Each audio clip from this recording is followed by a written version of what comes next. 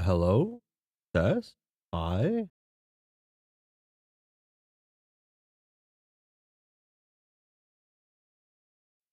Hello, I'm here. Okay. Uh, how loud are you? Oh, you can't hear him. Okay, cool. Hello, hello. Okay. I. Okay, I'm using like a different uh, GPU for my computer right now. Hopefully everything goes well. I did like a little test yesterday and everything went pretty well. So hopefully this does well. Uh, my GPU that I'm using right now doesn't have as many outputs as my last one. So I'm back. So I'm running. I'm running technically half the amount of monitors I was running, so I'm not really used to using two monitors again. I was using four for a bit, using like some. I was using two super old ones from where I work, where they were just gonna toss them, and now I'm using two monitors, and it feels different. Feels like I'm missing a lot of real estate right now. But see that okay, I think I have everything right in my settings. Actually, let me just double check one last time.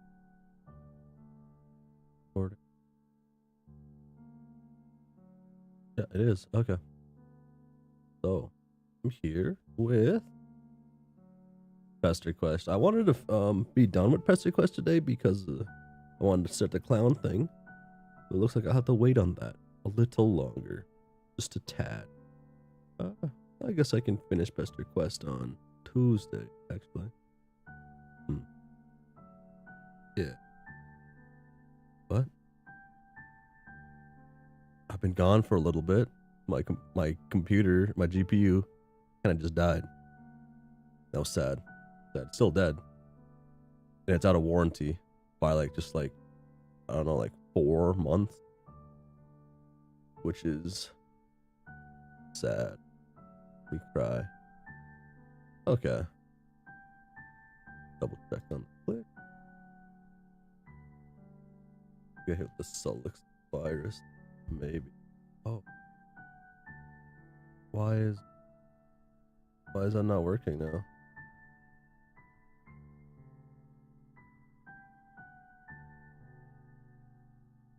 Huh.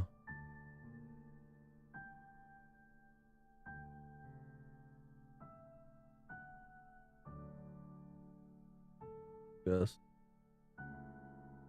Guess I just go back to this. I guess I do this in windowed mode. Okay. Oh, and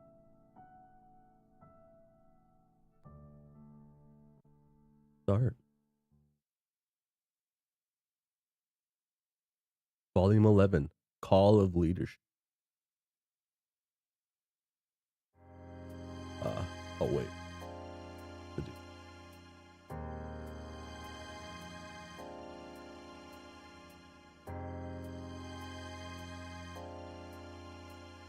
There we go. There we go. I think that's right. Wow, this is really loud on my end. I'll turn that down on my end only. Or is it loud on both? Yeah.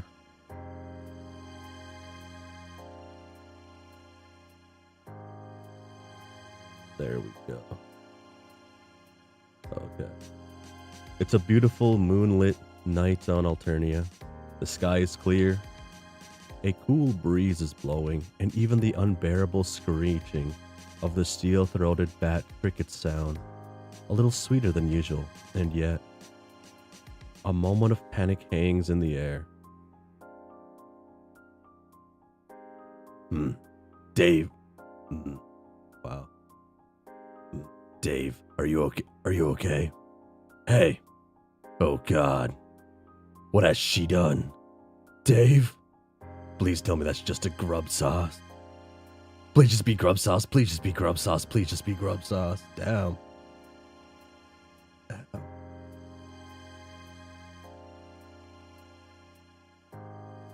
Damn, Dave couldn't hang with the best of them? Is that what's going on here? Fuck. Kirkat, stop being so melodramatic. It wasn't even me who did it. Damn. Did Terezi do him in? Damn. Okay, fine. It was my fault. I admit it. Damn. She breaks quick these days. But I'm sure you'll be fine. Oh. What happened? Oh. Cha.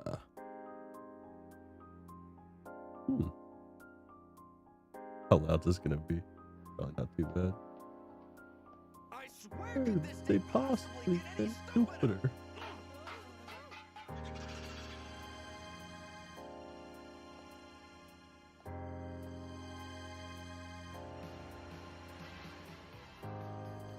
Rameshi. Hey, Kuwabara, you're conscious. I'm not used to that. There we go. You're a meshy. Close enough. Whoa, broke it. I wasn't expecting that. Did I hit the X button? Huh. You're a meshy. Yeah, Carcat. It's no biggie. I mean, this is obviously the shittiest situation I could possibly be in right now. And like, my lawyers will be in touch. Don't even think that they won't. Even you know what a lawyer is now? But also, it is literally fucking grub sauce. So like, chill for 2 seconds, okay? Oh, thank God. Like, I know the idea of having to swap out, like, I know the idea of me having to swap out my soiled ketchup-encrusted pants is getting you all hot and bothered under that sweater, but damn. This is a picnic, dude. There are children present. And just like that, everything's alright. I kind of wish everything wasn't alright. You have single-handedly revolutionized the art of picnicking on Alternia. You've got a huge checkered blanket, a car-sized wicker hamper, an unholy quantity of foods in Tupperware containers, a lively crowd of your best and most recently acquired friends. Everything one could possibly need. Shit's quaint as all fuck out here. So, how many tentacles would you say she has, roughly? Let me see. It's okay. Take your time. My interest is, purely scientific. Interesting take. Interesting thing to say. Yes, precisely. Thank you, Kanaya. This is part of my studies in the field of cryptozoology. It's hardly an exact science, but you can help us make it exacter. Well, that's the problem. I really don't think there's a definite answer. She just has so many. Fascinating. Those weren't the right. Those were not the right expressions for Kanaya. Everyone seems to be having a really great time. You're a pretty good picnic host if you do say so yourself. You let yourself lie back on the blanket and relax. Nepeta, could you pass me one of those beautiful green pies, please? Oh, sure. Let me just... It's okay, I got this. Dude. Damn, in killer mode. Dude. Step off, Lamau. We didn't ask for your help. Everyone's getting along so well. Well, I didn't ask for your opinion on whether the mid-blood human female wanted my help or not. Oh my god, did you seriously just call her that? What is wrong with you? Guys, humans don't even have different blood colors, you useless tool. Simply enjoying one another's company. Alright, that does it. I've had enough of this wishy-washy lone meal nonsense. And I have had enough of you. Damn, did Airden do it? Oh, thanks, Nepeta. No problem. Eat, spit, and die.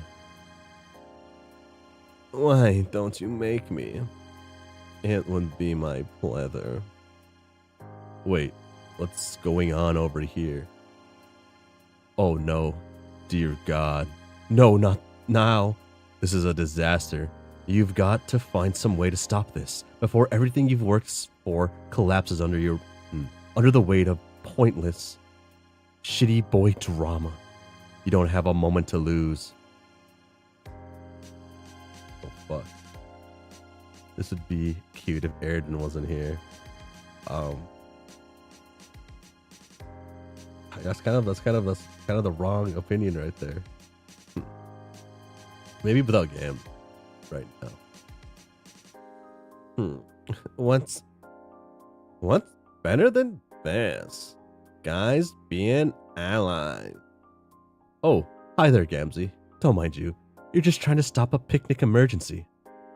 Hey, hold on, sister. Let's not be hasty. Right now, we're witnessing the birth of the greatest and, dare I say, most righteous miracle of them all. Gender motherfucking equality. Okay. And just like that, everything breaks apart. Like this works better if it was just all like the one size. Boom. Oh, you wake up alone. We're back at home base. It's a cold, dark night on Alternia. The sky is overcast. A harsh wind is blowing, and the only other sound to be heard is your own breathing. Panicked, shaky, you curl up a little tighter in your puddle of blankets in the corner. You try and think back to the wonderful dream you were having, but now it all seems ruined. You were only trying to take a...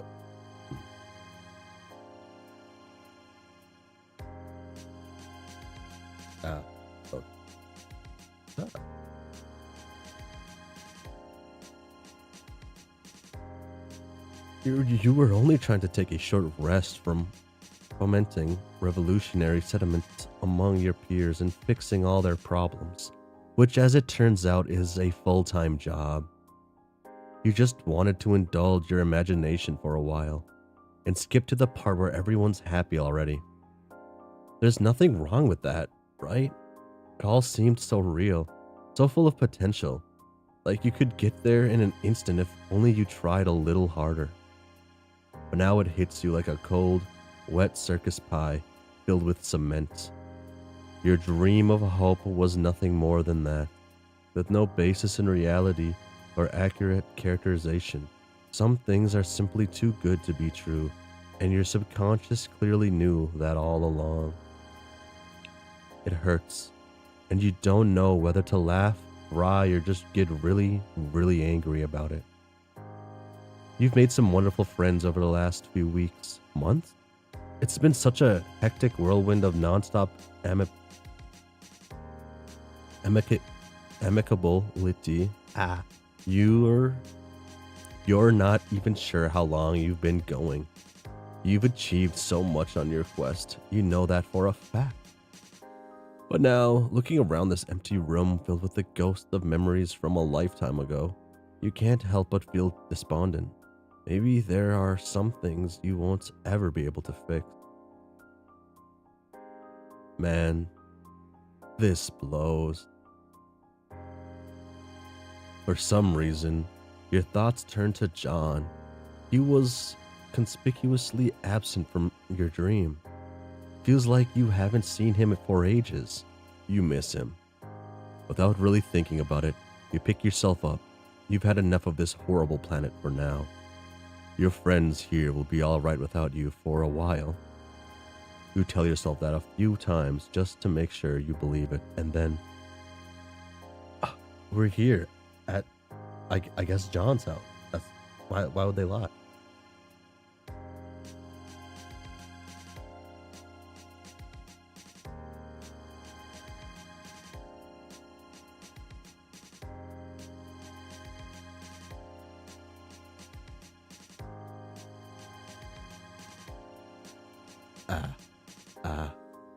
Zap. You materialized in a pleasantly familiar suburban neighborhood, standing in front of a pleasantly familiar house. It must be late fall by now. There are barely any leaves left on the trees. And there's a chill in the air. Be cool if we met the cat first. But your heart fills with warmth at the prospect of hanging out with your old friend John again. While your newer friends have all been fun to spend time with, in their own ways, you can't help but feel a special kind of fondness for John. It's not like you play favorites with your chums or anything, but maybe the fact that he was the first friend you met on your journey sets him apart from the others. It's nice to be back on Earth. Damn. That means our dad is just the best then. It's nice to be back on Earth too. You missed being able to go out in the sunrise. Your eyes wander a little, taking in the trees, the grass, the houses, before settling on the mailbox in the yard. A worrying thought occurs to you. Maybe, in getting so caught up with meeting so many new people, John has forgotten all about you.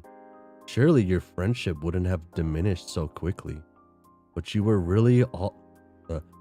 you really all that close to begin with? You still feel bad about having thrown his birthday present in the sewer all that time ago. That was just a shitty thing to do in more ways than one. You were a really bad friend to John before you were friends with John. You're suddenly overcome with the urge to make it up to him. Instead of making a new friend today, why not try being a better friend to one you already have? Taking a peek at the mailbox, there seems to be something inside.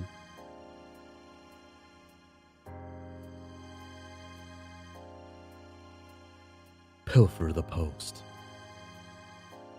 Yeah, that's an excellent idea. John will be so happy that the mail came with no mishap, and so grateful that you, his trusted pal, were able to make it happen. Perhaps you could even pretend it's an apology gift you got him. Wow, you've gotten so good at being a friend by now, it's not even real. Do we just die? There's basically no way this plan can backfire. We just die, don't we? You reach a hand inside the mailbox, grab the package, and then everything goes boom, dark. Backfired, yeah. Damn, DK don't give a fuck about us. Yeah. Fuck, reconsider. On second thought, that's a terrible idea. Like, holy shit, that's bad. You take a moment to slap yourself around the face for a few minutes, just to rub it in. How could you be so stupid? The kind of depravity that leads one to desecrate the sanctity of a friend's mailbox is what got you into this mess in the first place. Oh, huh. Looks like the mailman forgot to put up the, the thing. The flappy, wingy doodad? The bright red arm dealy on the side of the mailbox. You are quite certain that this thing is supposed to be up when there's mail to be retrieved. Even an idiot could tell you that much, and you are a first-rate idiot. You carefully raise a little red flag. Immediately, out of the corner of your eye, you spy movement in an upstairs window. It must be John, scoping out the mail again. Quick as a flash, you zap yourself out of sight and behind a nearby bush. A white cat is hanging out back here. It hisses at you, but you let a wave of crackling retcon energy dance across your palms and the kitty vanishes. It literally just straight up disappears. That's okay. Fine, whatever. It is a truth universally acknowledged that cats can do whatever the hell they want, except for taking this hiding spot, that is, which you have now commandeered in the name of friendship. Oh, this is a much better plan to surprise John. You can't believe you didn't think of it before. You know he loves pranks, and what better prank than to be ambushed by a dear friend? You hope you're still his dear friend. Oh god, you're getting nervous again. You hear the front door open. Shoot, here he comes. Wait, this isn't John? Oh goodness, no. Why, it appears to be some kind of famous detective type individual. Or at least someone in a famous detective disguise. But what's more, you get the strange impression that the person underneath the disguise isn't John either. There she is. Why are there red glasses? Whoever it is, they make a beeline for the mailbox. Oh shit. Maybe you're watching another mailbox robbery in action. That would explain the need for a disguise, you guess. They reach out their hands. All of a sudden, several things race through your mind, unbidden. The smell of burning, a flash of light, pain. Without thinking, you spring into action.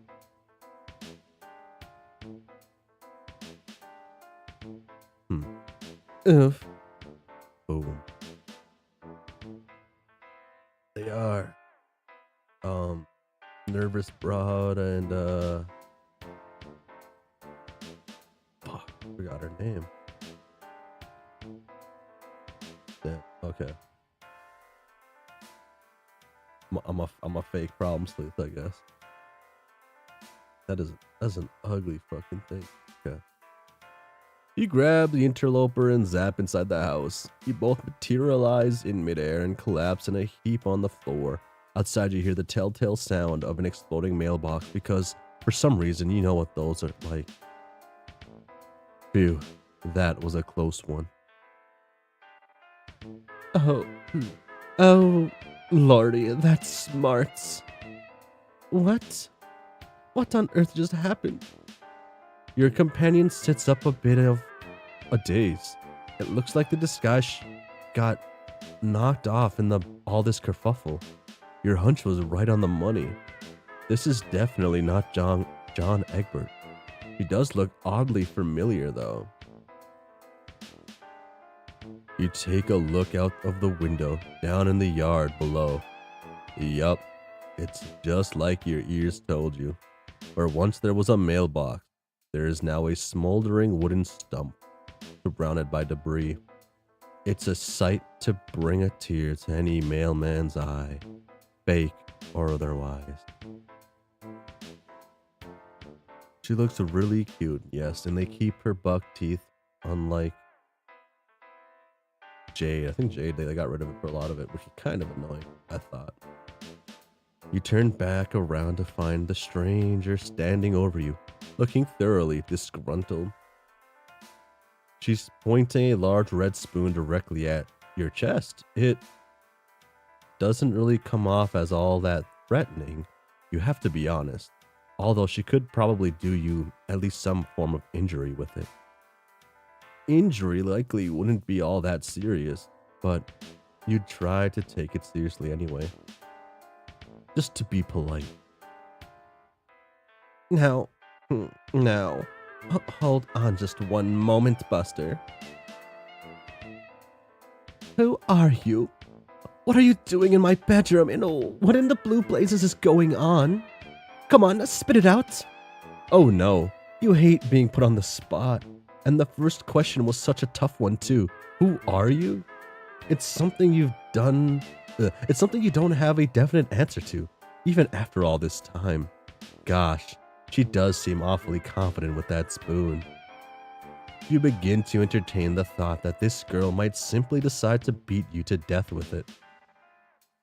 You're finding it hard to think amid all the confusion. Didn't she say that this is her bedroom? You were dead certain that this was John's house. It is John's house. It even has the tire swing and everything. And this girl, who even is she? John's never mentioned having a sister or anything before. But looking around the room, it's obvious that she lives here. And there's no trace of any of John's things. Did he move house without telling you? That thought makes you so impossibly sad. Well, if you want to talk, I suppose I'll have to suss out the truth myself. She looks at you very carefully for a moment, before glancing over at one of the posters on the wall. It's a black and white picture of what looks like a daring group of detectives. They're drawn in a fairly minimal style, with round, ovoid heads. Immediately, her face lights up in recognition. Oh, I see. Oh, mum's the word. She taps the side of her nose, knowingly, and winks. Pelicans were people who didn't like the epilogues, Jane. I mean, if we don't mention gardening once, I don't know if it is a true palate cleanser. You realize that she's trying to let you know that she knows something that you're supposedly both know. But all you really know is that you have no idea what it is. Oh, you're very good. Pretending not to know that which you know that I know that we both know. No, you're telling her you haven't got the foggiest clue what she's talking about. Knowing stuff? How could anyone possibly accuse you of such a thing? Oh, poof. It's all right. I won't tell anyone. Keeping incognito is of the utmost importance for problem sleuths like us. Always a pleasure to meet a fellow fan. She seems to be under the impression that you're some sort of cosplayer. Either that, or an undercover agent of some sorts. Oh, what the hell? You might as well roll with it. This will be easier than pretending to be a postal worker, at any rate. Hold on a moment. I've got just the thing for a fellow gentle person of taste.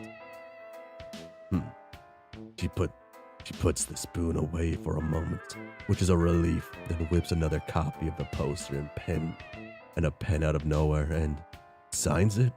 You'd never met or heard of this girl before, and she just straight up giving you her autograph. You take a look at the signature. The name reads, Jane Crocker. Huh. You guess this girl's name is Jane then? Now that we've got that out of the way, nice though it is to make your acquaintance. That doesn't explain what you're doing in my house. Or, come to think of it, how we even got here. Oh, well, it's all very simple actually. Just a boring, everyday example of an innocent bystander stepping in to save an unwitting teen from a parcel bomb with their zappy hell treasure powers. Nothing weird at all. Oh, you zap around the room a bit, by the way of demonstration, ending up back where you started. Transportalization technology. I know various competitors of ours had been developing something like that for a while, but I had no idea they were already doing field tests. I suppose it shouldn't surprise me. But a parcel bomb, you say? You gesture out the window at the sad, obliterated remains of the mailbox. There's nothing anyone could do to save it, or its contents. Oh shoot. Jane wasn't expecting an extremely important delivery, was she? Any extremely important deliveries, was she? Potentially in the form of a significant birthday gifts? Or a copy of a mysterious computer game? Oh, you mean the Superb Alpha? I'm not surprised you've heard about it. That isn't due for another week, though. Oh, well, that's a relief then. No harm done. I wouldn't go quite that far. Alpha notwithstanding, the fact remains that someone tried to blow me up. Okay, so some harm done. Gee, the nerve of some people. You cannot fathom who could possibly want to do such a thing, and especially to someone as harmless and personable as Jane here. Oh, poof. Come on. One doesn't like to state the obvious, but if I had to guess, it's probably related to my being in line to inherit one of the largest corporations on the planet. Crocker Corp has its enemies. There's no question about that. Oh, of course. That's why her surname was so familiar. Jane is the new face of the Betty Crocker Company. You don't know what you expected, considering what happened on your journey so far. You should have seen this sort of thing coming. Speaking of which, you wonder aloud if anything like this has ever happened before. The only thing that could make this any more surprising is if Jane had been sent similarly life-threatening cargo on any previous occasions. Oh, yes. Why? We got mailed something similar just last week, in fact. You try not to think too hard about the fact that Jane apparently fell for the exact same trick 2 weeks in a row. Father was out in the yard, about to take his car back for a soak, when the blessed mailbox went up in smoke. It was quite a shock. Ever since then, he's been a bit antsy about me checking the mail myself, but today it arrived while he was out. Good thing too. He would have thrown a fit if he'd known. I'm barely allowed out of the house as it is. I'm sure he means well, but it can come off as a bit overprotective sometimes. It's plumb ridiculous. A grown lass full of vim and vigor can take perfectly good care of herself. Hell yeah, Jane. You don't want to pass hasty judgment on someone's familiar situation. But it sounds like Jane's father is just trying to keep her safe. It can't be easy constantly deflecting death threats away from someone determined to walk right into them. Where's your sense of self-preservation? I suppose it might seem strange to the uninitiated, but you sort of learn to accept it after a while. I've been dodging death ever since I can remember. People seem really determined to do me in. I simply can't explain it. Jesus. Wow. That must be a pretty rough going. God, that sounds awful actually. Being the immediate ruler of an empire must come with a fair number of people who want you gone. Thinking back to your encounter with Feferi, I suppose that you were recently part of such an attempt yourself, in a manner of speaking. You declined to mention this to Jane, and being reminded of your time in Alternia causes you to lapse into an uncomfortable silence. Jane looks around a little awkwardly before breaking it. So, not that I'm ungrateful for the fact that you appear to have rescued me from a certain peril, but... Oh, right, of course. You're intruding in a complete stranger's home. You'd almost forgotten that this is the first time you and Jane have ever met. Your heart sinks as you consider that. Between the vastness of the universe and the determination of those attempting to murder her, this might be the last time you ever meet as well. Oh, there he is.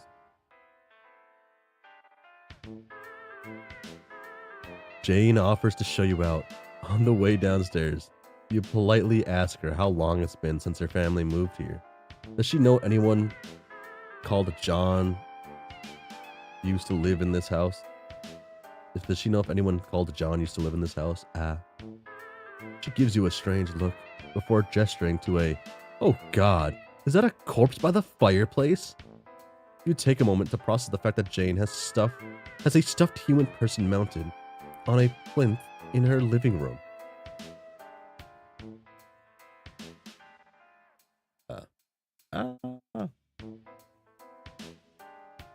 She says it's her pop-pop, which you guess means grandfather. It's kind of hard to parse some of the vocabulary Jane uses sometimes. Anyway, the guy's name was John, and you can't help but see a resemblance to your good friend Egbert. You've encountered enough coincidences by now to know that this must be him somehow. You must have traveled forward in time by accident or some such. This is the only possible explanation. You try very hard not to have a whole mental breakdown about your apparently long dead friend, but sadly not hard enough. However, at the sight of your various expressions of horror, shock, and confusion, Jane perks up considerably. Did you know my dear old Pop-Pop? You should have said something. He was a popular fellow, so I suppose it was only a matter of time before one of the friends from his performing heydays came to visit. That's right, Jane. Keep talking about him and your friendship in the past tense. This is totally helping you feel better. By which you mean to say, yes, Jane, you're absolutely right. You are an old entertaining friend of her Pop-Pop's, who just so happened to be visiting the area in the middle of the, circus touring season? You try not to be too insulted when Jane eats the lie up without a moment's hesitation. Damn. Damn. Okay. Well, if one of old Pop Crocker's pals is here, I suppose I can't just turn you out on the street like some nobody. And Papa would never forgive me for giving a family friend the cold shoulder. You simply must stay a while longer. I insist. You cannot help but agree enthusiastically. And here, you were thinking this volume was over before it really got started. Gee, this makes a nice change. You've grown accustomed to putting in a lot of hard work to score some hangout time with various people on your journey. But all it took to convince Jane was a pre-established connection with her apparently very wealthy relatives. It just goes to show you stuff. I'm afraid I haven't fulfilled my duties as host very well so far, but I'm determined to change that starting now. But what to do? You've been playing the game of friendship long enough by now to sense an important decision approaching. You take a quick inventory of Jane's important character details. You mean interests and personality traits. She seems to have a passion for the lost art of sleuthing and famous detectives of years past. Her imminent inheritance of a baking conglomerate and expert spoon wielding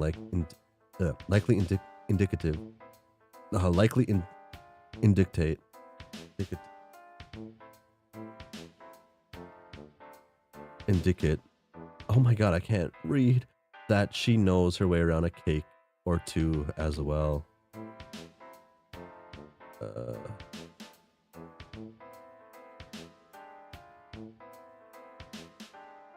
We practice some self-care.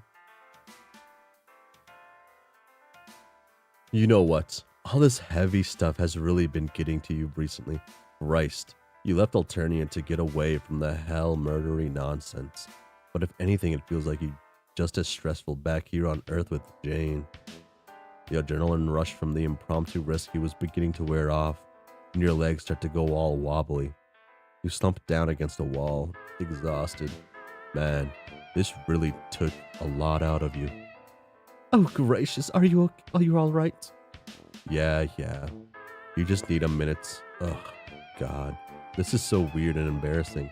How come it's only once you were out of the bad situation, you stopped being able to cope with it? You try to pull yourself together, but then your stomach growls like an aggressive, hungry cat. Come to think of it, you haven't eaten anything in you don't even know how long. Jane gives you a sympathetic, almost grandmotherly look. It sounds like somebody's hungry. You know, I was planning on baking something after taking care of the mail. Although I guess that to care of itself in the end. So, since Plant A seems to have gone up in a pillar of smoke, let's move swiftly onto Plant B. Fancy helping me whip a cake into submission? We can call it a thank you for saving my bacon back there. Gosh, that sounds like a wonderful idea.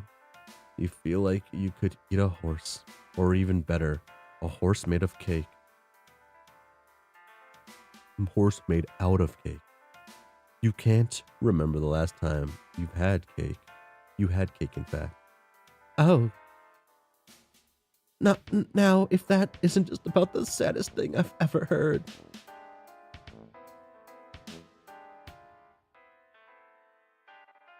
Was she like big on baking like cakes in a Homestuck? Sorry, I guess like Nana, right? But she ever make a cake in Homestuck? This cake, the cake stuff feels like kind of wild to me. Oh.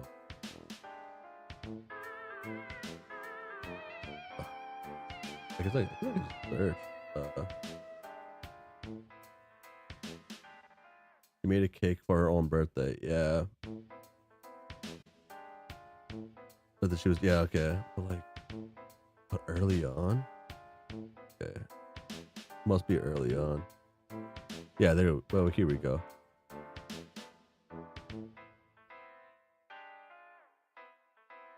Looking up the many cakes and delicious. There we go. It's right in this one. Okay. Many a cake. Huh.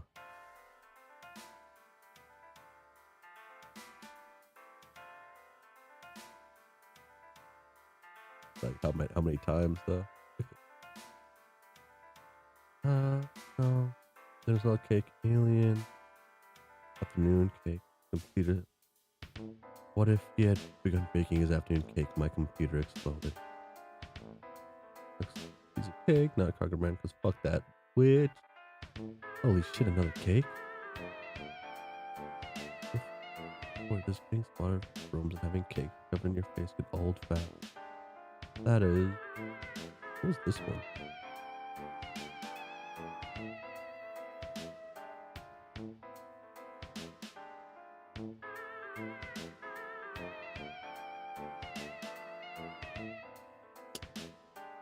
I fuck with Jasper Sprite, not with Dave Petta though. Dave Petta Sprite.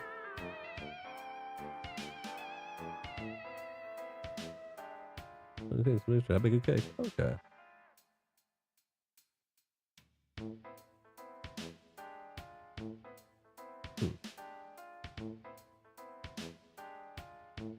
Jane sets you up with an apron and starts pulling ingredients and utensils out of various cupboards and drawers. Seeing the various colorful bags and boxes all lined up on the kitchen counter fills you with excitement.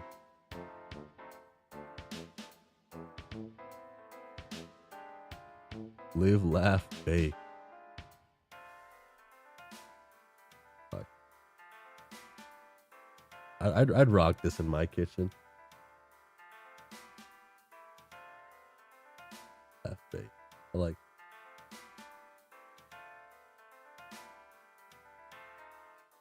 Part of me wants to like copy some of this. The idea of collaborating with Jane to make something delicious gets your heart racing. Surely there could be no better path to friendship than this. Once she seems sure that she's got everything you need, Jane fiddles with the oven for a few seconds. Just needs to set the oven to preheat. Okay, there we go. Now let's get cracking, shall we? You know, I used to cook a lot. I used to like bake a lot when I was in high school. I don't know why I stopped. Oh. I think it's middle school, high school. I used to do this thing. I think it was like weekly or bi-weekly in middle school. It was essentially just like it was just cooking with the lunch lady after school. It was like an after school club type thing. It was pretty cool. It was like me and like it was just me and my actual group of friends that went to that one. I don't think anyone else actually went besides like me and a few people I hung out with. Did I convince them to go there? I don't think I fully convinced. I do drag people along on my adventures though, so I might have. You look around expectantly, hoping to see a recipe book or similar amid the collection of baking equipment. Oh, we don't need one. My junior batter. That's a. My junior batter masters bowl buster stirring solution 50,000 will do 50,000 will do the trick just fine. Jeez Christ. A passionate burning fire seems to ignite in Jane's eyes as she brandishes her trusty red spoon. With a well-practiced motion, she adjusts a series of buttons and dials on the side, and a vaguely feminine robot voice begins to speak out of it. Triple. I don't know if I can do a robot voice. Triple chocolate layer cake. Burger King font letter. Number 14. Triple chocolate layer cake. Medium rare. Begin regimen. Jane nods to herself and she presses another button. Begin regimen. I like this food. The voice begins listing off a series of ingredients and measurements. You guess this spoon must have a lot of more tricks up its sleeve than you originally gave it credit for. Technology really is amazing. Whoa.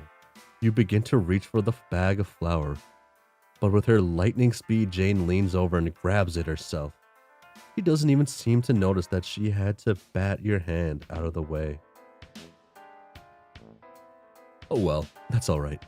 Jane seems to know what she's doing, and you'd hate to spoil her fun.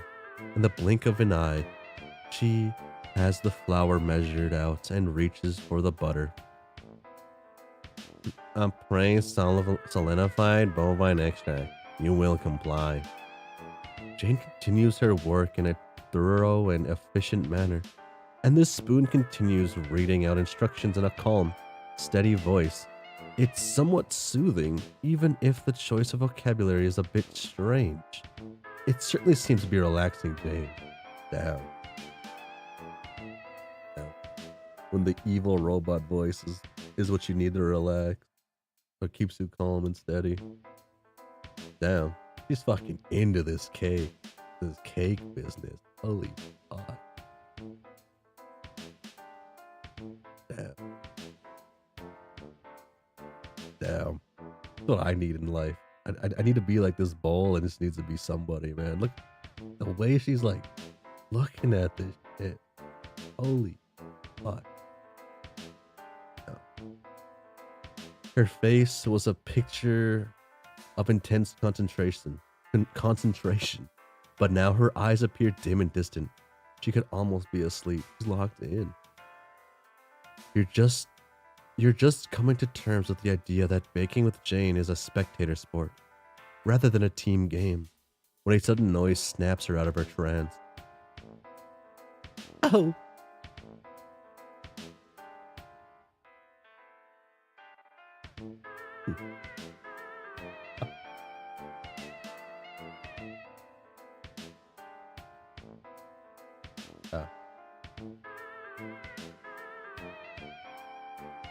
Her hand goes to her apron pocket, and she fishes out her phone. Something on the screen makes her face light up with gentle excitement. You think you catch the sight of something green, but she doesn't give you a good look at it. Oh my god, it's her crush, man. Oh shit.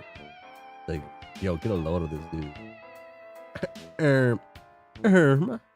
I have to, take care of this? Oh. Whatever it is, it seems to have got Jane into a bit of a trizzy all of a sudden. She thrusts the spoon in your direction. Here. be young. To be young. Just follow the instructions. You can't go wrong. This is all happening so fast. Being entrusted with Jane's precious spoon, and so early in your friendship. This must be a very great honor. She obviously believes in you a great deal.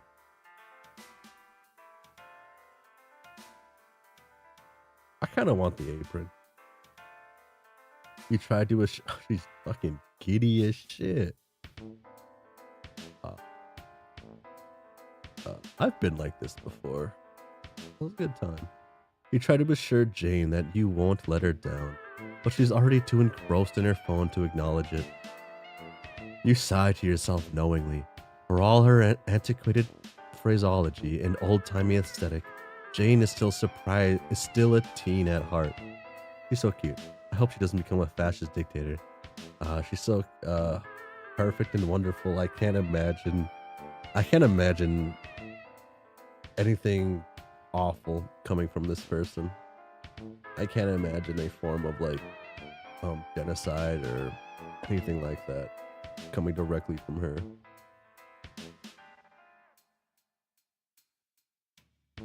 Add ingredients. The vessel. Commence liquidation. Obey.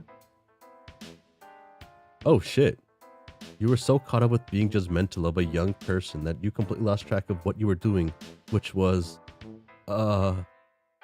dissolve desiccated cocoa in boiling water. Submit to your labor. Hey, hang on a moment. You just barely managed to remember what the previous instruction was before the spoon moved on to the next step already. Oh god. What were the other ingredients you needed to add? You try to guess, but there are too many things on the counter and you don't know what half of them even are. You spare a glance at Jane, hoping against hope that she's noticed your plight. But she's far too distracted to help you right now. You'll just have to work it out by yourself. She's counting on you. Think, damn it, think!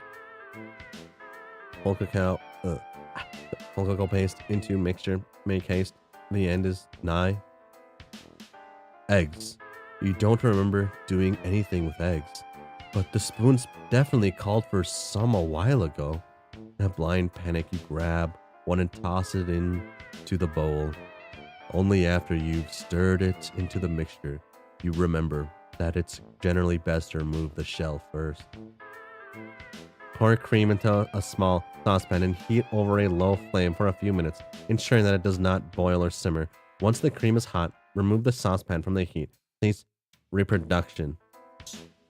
The calm robot voice isn't soothing to you. Not anymore. The delicate tone. Dulcet? Delicate? Dulcet? One of those two. Something like that. Tones have become your tormentor. It wouldn't be so bad if it would slow down for a moment. There's a speed setting on this spoon. If you just had some more time to think. Are you sure you would like to start over? Wrong button. You can't go back. Not now. You cancel the prompt and grit your teeth in the grim determination. You can fix this. You have to fix this. It's like Jane said all those minutes ago when she sent you on this quest. You can't go wrong. It's all this moment that your eyes land on the bag of sugar, the noticeably unopened bag of sugar. It's just sitting there, smirking at you, with a look of unbearable smugness, with a colorful lettering on its face. Who, me? What could you possibly need me and a cake for? Boom. You tear the bag open and dump the entire contents into the mixing bowl with an ice-cold fury. You toss its gutted, lifeless husk into the garbage where it belongs. Revenge has never been sweeter. Oh, Lordy. Oh, Lordy. Sorry to leave you in the lurch for so long. I had to deal with a friend in his daily moment of personal crisis. Although, that's not really saying much. Quite frankly, most of his life seems to be one long personal crisis. And I suppose I'm hardly in any position to complain. I do so like his company at the end of the day. So anyway, the cake. How have you been managing? You don't look up at Jane when she comes back over to you a few minutes later, seemingly oblivious to the devastation you've wrought on this poor kitchen. You stare down into the thick, lumpy batter sitting in the bowl in front of you, and in that stodgy, curdled mess, you cannot help but see yourself a complete and utter failure. Is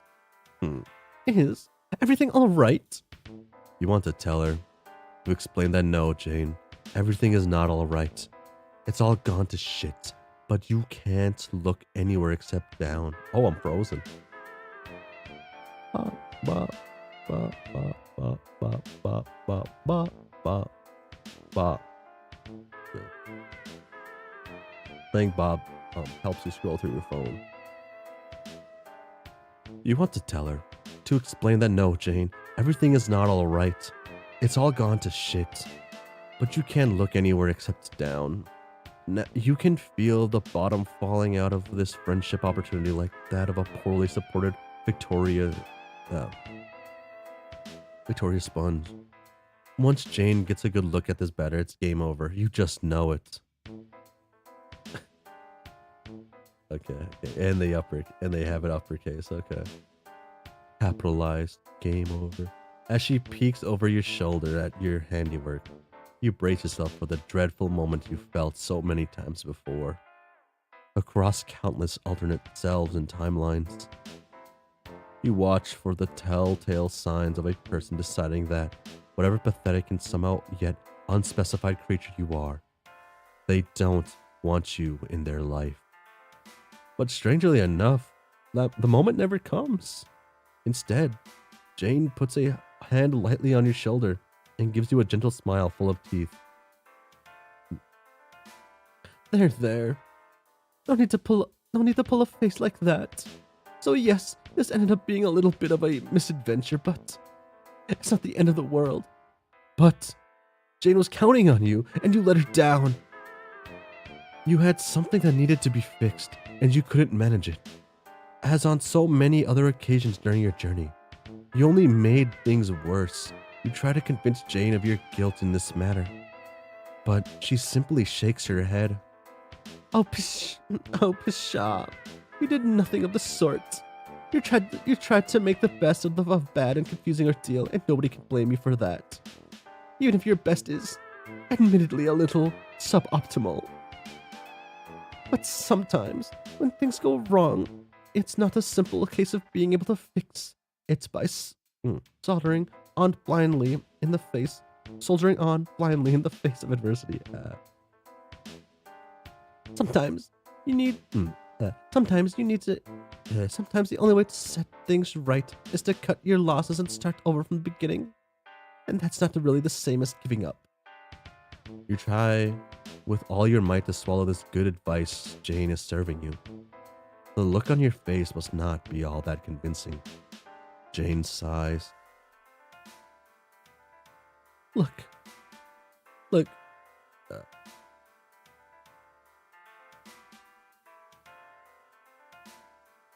Look, I'm sorry for abandoning you in an unfamiliar situation. It wasn't very responsible or leaderly of. And it's certainly not becoming of a future president, corporate or otherwise. You suppose that's true. You guess you can accept that this mess was a group effort. Even in failure, it's important to acknowledge the powers of teamwork.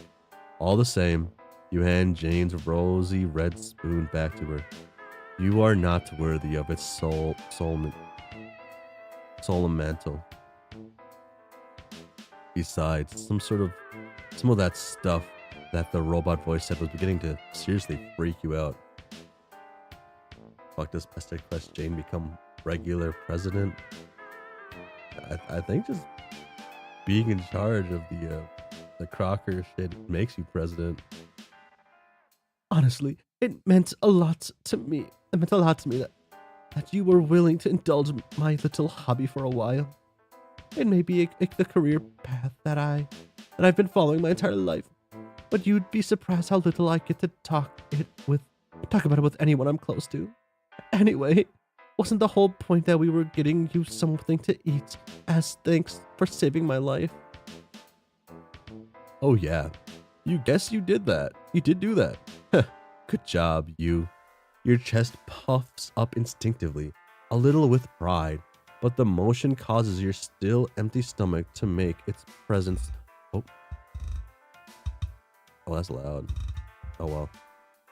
Its presence felt again with a loud gurgle. Speaking of which, we still need to take care of that. Letting a friend go hungry is completely unacceptable. So, how does giving it another try sound? The Conan is a person that exists in this timeline. Remember her? She did not stop being a thing. Yes, yes. Hmm. Yeah, I guess also the Juggalos too. Here's an idea. If you picked up the recipe, I'll take care of the rest. If you pick the recipe, I'll take care of the rest. I guess since the game won't start in the timeline, maybe she won't melt the ice cap. I promise that I won't get distracted this time, alright? Yeah, that sounds nice. Especially the part where Jane called you a friend. That was the nicest part of it all. Oh, of all. Mission accomplished. Cutting our losses. Haha.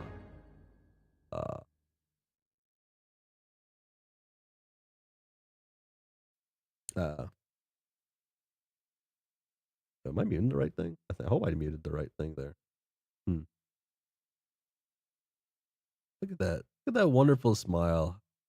Wouldn't wouldn't harm a fly or any sort of other bug adjacent creature in any universe.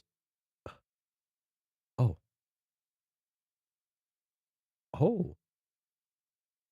Oh fuck, this is a bad ending, I guess. Damn. Damn.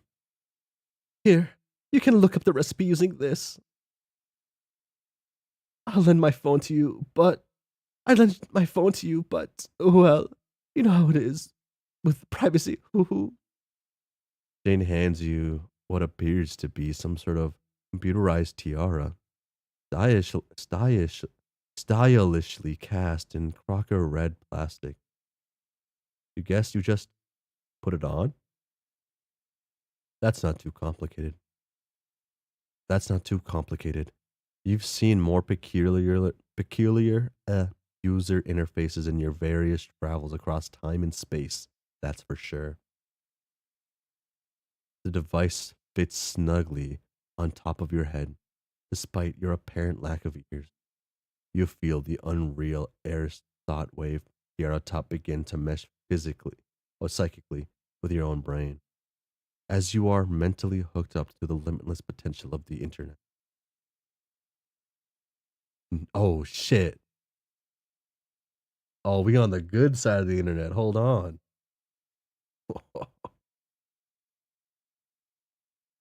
Every facet of human knowledge is at your cognitive fingertips. Fingertips. Your mind is awash with 100,000 pictures of cats in silly poses. Wow. Jane is ready and waiting for your instructions. All you have to do is reach out. So you do. You begin to comb the web for something tasty, and you will surrender yourself, and you will cease reproduction, and you will comply, and you will comply, and you will comply. Wait, what? Obey. We're cooked. All at once, something hits the inside of your skull and begins to ricochet around your synapses. Uh, Synapses and neurons seeming to fill every corner and crevice of your brain with a deafening wave of silent noise. A single instruction uttered with incalculable force, impossible to ignore. Obey. Obey. Your mind, so susceptible to outside influence, is no match for it.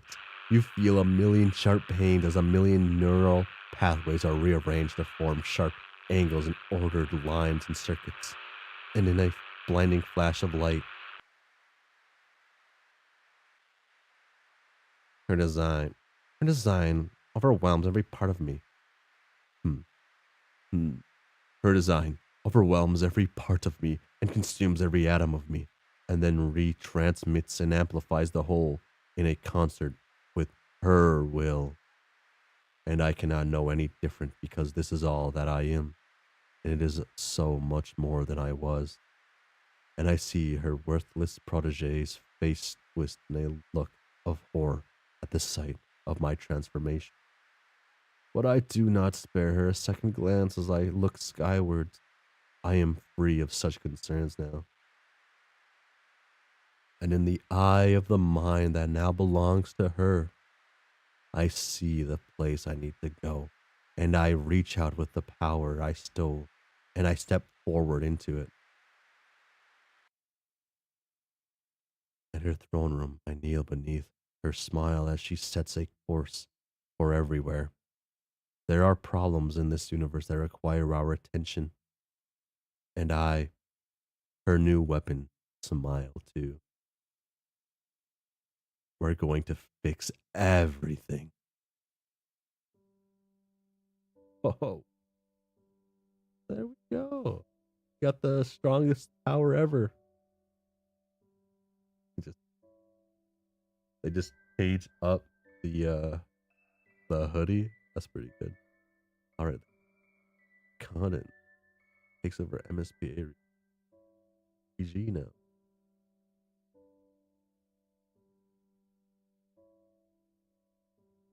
Okay. This is the actual Ream and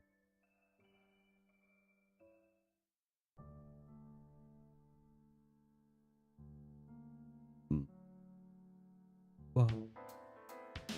Boom, boom, boom, boom, boom. What's the detective ending going to be then?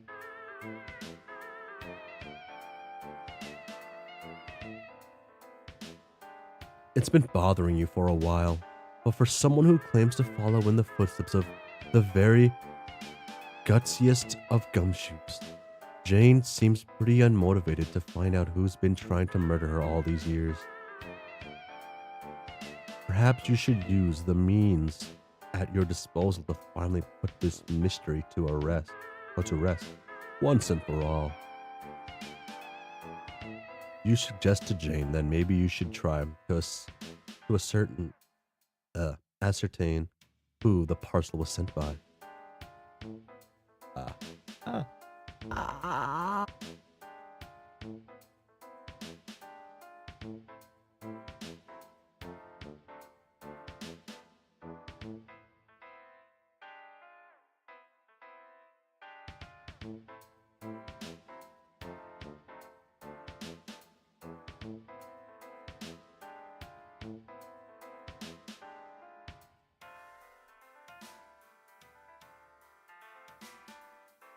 I need like a giant hamster, like a water feeder. What would that be called? What are those called?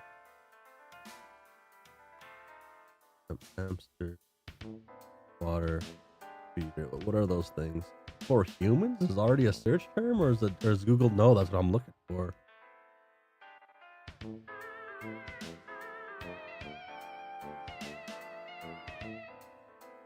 Oh, it's on Etsy. This is what I need.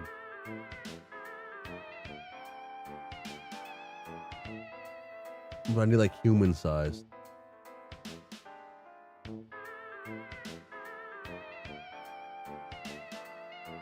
Durable feeder. What are these things called? What are these things called? Pet water bottle? Is that it? Automatic water feeder? Kettle? I don't know.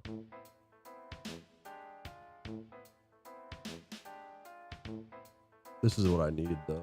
I need this. But like a liter. I need like a liter of that. I need to hang from my ceiling down to my desk, or I get like a boom alarm for it or something.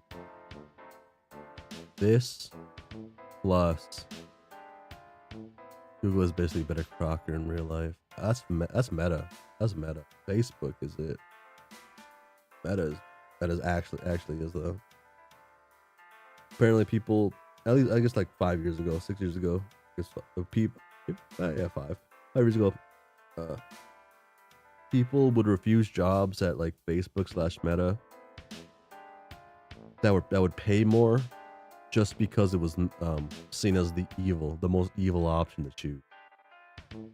Apparently that was like a thing, but among like developers and high skilled workers. Oh, I gotta move this.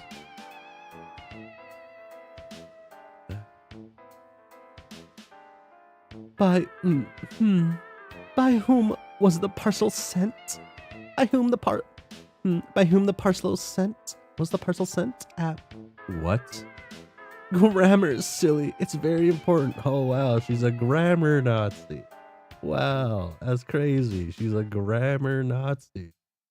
Oh, of course. You suppose you agree with that. After all, this is a text-based medium, and shoddy craftsmanship can only ever obscure information. Proper adherence to linguistic conventions is of the utmost importance, ensuring the conveyance of salient details in a timely and comprehensible manner. But damn it, Jane, now isn't the time. You've got a case to solve. Yes, all right. But what exactly are you proposing that we do? There's very little evidence that we could feasibly collect. The two of you look forlornly out the window again, down to where the mailbox should be. Jane is right. That avenue of investigation went up in smoke a few minutes ago. The investigation has barely gotten started, and the trail has already gone cold in a blazing ball of fire. I'd suggest asking the mail office or similar, but I don't suppose they'd know anything detailed about the package's origins. It's not like regular mail workers have access to that kind of information. To make matters worse, the mail is one of the few public services Crocker Corp doesn't partially own, so I wouldn't be able to pull any strings. I don't suppose there was anyone watching at the time the bomb was placed either. You have to admit, the possibility seems somewhat remote, but that gives you an idea. If there aren't any witnesses to hand, why not?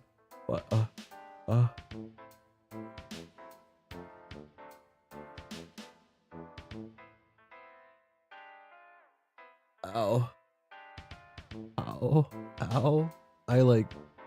I sneezed and I fucking bit my tongue. I didn't know that was a possibility. Ow. You have to admit, the possibility seems somewhat remote, but that gives you an idea. If there aren't any witnesses to hand, why not make some yourselves? What? Bribe someone to falsify testimony or similar? That's certainly a novel way of going about it. Damn, okay, Jane.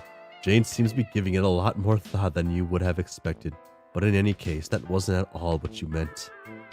You explained to Jane that, far from merely being able to transportalize between any two physical locations, you also possess the ability to time travelificate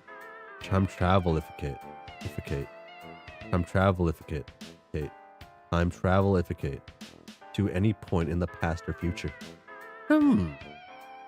Not to be rude, considering that you did just save my life and everything. That does sound more than a little far-fetched. Jane seems pretty skeptical about this, but you honestly can't be bothered to work through all of her personal misgivings about belief and the feasibility of time travel right now. You've been through this with more than a dozen people already. You decide to take a more proactive approach. Seeing is believing, after all. You grab her wrist and zap, back in time. Jane, meet past Jane. Jane, Meet future Jane. You trust that this will suffice as evidence. I'll prepare the message from time for my test. New time traveler nature. I don't. Alright, moving on. Boom. You purify next to the bush that you hid behind earlier and take refuge in it once again. A conveniently abandoned wristwatch on the ground nearby indicates that you have traveled an hour into the past. No sign of the white cat yet. The mailbox is there in all its beautiful, unexploded majesty, but stands empty as of right now. This is perfect. All you have to do now is wait for the truth to come to you. See, Jane, isn't this exciting? Jane?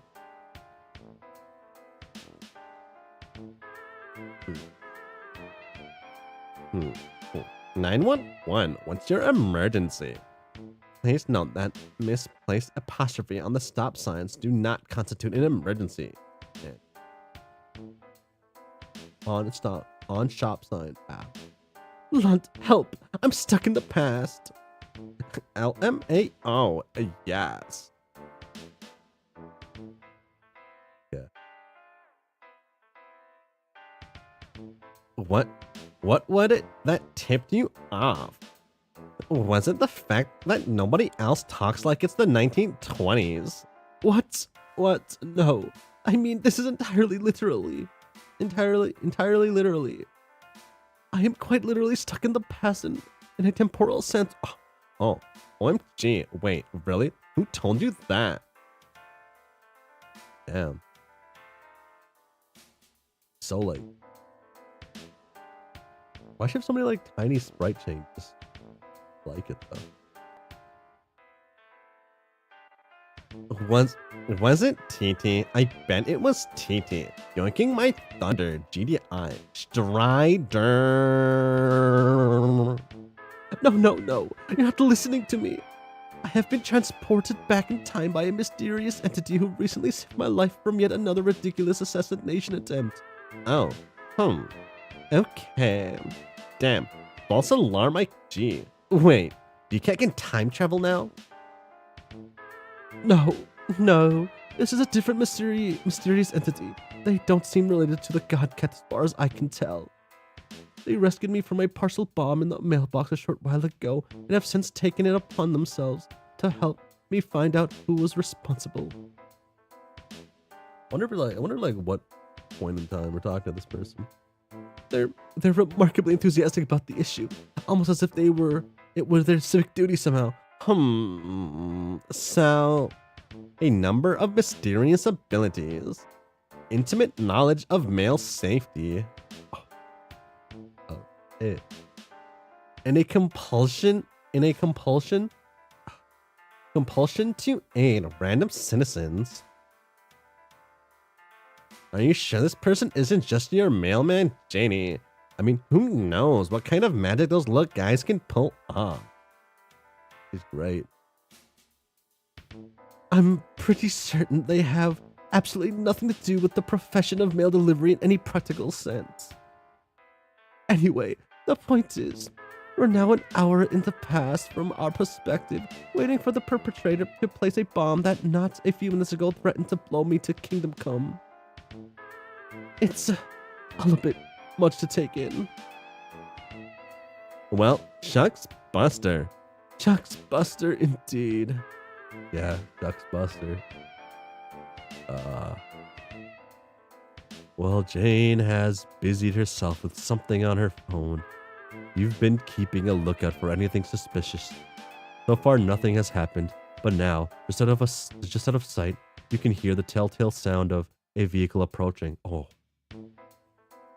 You quickly, gently elbow Jane in the ribs to get her attention, and the two of you peek your heads tentatively out of the bush. You watch as an unassuming van pulls up outside of the house. You keep watching as an unremarkable person gets out and carries a small pile of mail over to the mailbox, totally unsuspiciously. From this distance, you can't really make out anything about them at all. This isn't nearly as helpful or informative as you had hoped.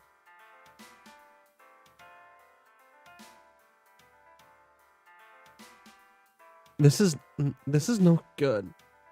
We can't see anything. This is no good. We can't see anything from way over here. Is it gonna be me, but mind controlled? I think we might have to resort to one of the more advanced tactics in every detective's arsenal. I propose that we accost this delivery worker, tie them up, and then scrumptiously interrogate them for any information they might have. You guess that would work? Jane seems remarkably unconcerned with the ethical qualms inherent in assaulting a public servant. At some point, you would have found this extremely alarming. But after a few months of autonomy, you are so accustomed to this kind of thing that the thought of actually disagreeing doesn't even occur to you. Jane gets into position to lead the charge. You reach your hand into a tear reality, rummage around for a moment, and retrieve a long, lengthy rope from somewhere in Terezi's hive. Hopefully she won't miss it. You mutter a quick prayer of apology to the guardian deities of male workers everywhere, and then, now! The two of you leap from your hiding spots and tackle the hapless stranger, just as they are about to climb back to the van. Have at you! Jane is brandishing her trusty spoon as threateningly as any sword. The poor defenseless postman is taken completely by surprise. And topples to the ground. You quickly tie their arms and legs, and then zap all three of you back out of sight behind the bushes again. Then Jane sets to work. She fixes your captive with a cast iron stare, and with ruthless efficiency begins to rattle off relentless streams of astute and insightful questions. Her tongue is like a whip, beating her query into submission. Damn, she gets shit done. You watch in silent horror as she verbally dismantles this unfortunate soul, piece by fearful piece. It's like watching a dozen interrogation scenes from a dozen gritty crime dramas and noir detective flicks all at once. She pretends to smoke an invisible cigar at one point, seemingly without noticing at all. Oh, she's into it. You don't even have words for what she does with the spoon. When Jane finally pauses to catch her breath, the nameless and faceless courier manages to choke out a few words and spill the beans. There's a scant few beans, you are sorry to say. They say they don't know much. Hell, but the dame... They say they don't know much. Hell, with the dame roughing them up like that, they can't even remember their own name. But they do remember the mysterious package, marked, handle with care, and addressed to the Crocker residence. They say they remember thinking that there was nowhere else the package could have been headed. With a surname like that, it was only fitting, with that big red spoon on the side of the box and everything. I wonder if the girl with the short temper got enough power to control the planet. He'd probably become the sexiest person alive, probably. She got to that stage. Jane doesn't say anything else. She just stands up and unties the prisoners. They are free to go. You flash them a look which you hope says something like, "I'm sorry for helping this distressed teenager tie you up in order to satisfy her curiosity, and I appreciate your ongoing public service, but you've never been great at nonverbal communication." Obviously, she would be a benevolent ruler, right? She would do what is needed to be done, probably, I assume. A notification rings out from Jane's phone, perhaps chatting to a friend in this trying time will offer her some comfort. You wander a short distance away, allowing Jane some space to process what happened. Fuck, I can't believe I said that though. You learn the hard way that privacy is a fundamental right that should always be respected.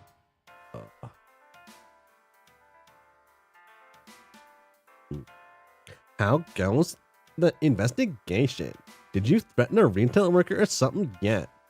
OMG, Janie, you didn't you? We've talked about this. Jane, are you okay? No, no. I can't believe that I'm typing this. My company, it appears that they were the ones who sent the bomb. Oh, okay. You were right about them, I suppose. You're being serious right now. You're not like pranking me super hard for that mega lols. No, of course not. I'm hardly in a joking mood.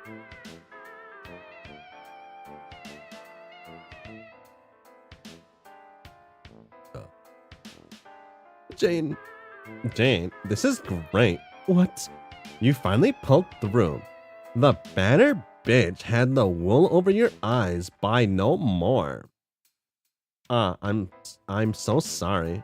What? No, this is awful. No, what? No, this is awful. Oh, right. Of fucking course. What I meant was that. Alright, will you please just stop talking for a second? Oh, fuck. Damn. I can't think with your endless ruddy face blithering all the time. I nearly died for the umpteenth time this morning, but survived only to have my entire worldview start to collapse before my very eyes by way of some mysterious time travel and magic. Jeez Louise, this is easy for you. In fact, this must be Christmas and birthday come early for all three of you. You finally got what you wanted, which was to prove me wrong. Damn. Your insane collective conspiracy about my entire life being part of some evil plot looks like it might just hold water after all. Congratulations. Go on, that you told me so. Here, I'll even type it out for you to copy and paste, so you don't have to worry about any more faced spelling errors. Fuck-faced spelling errors?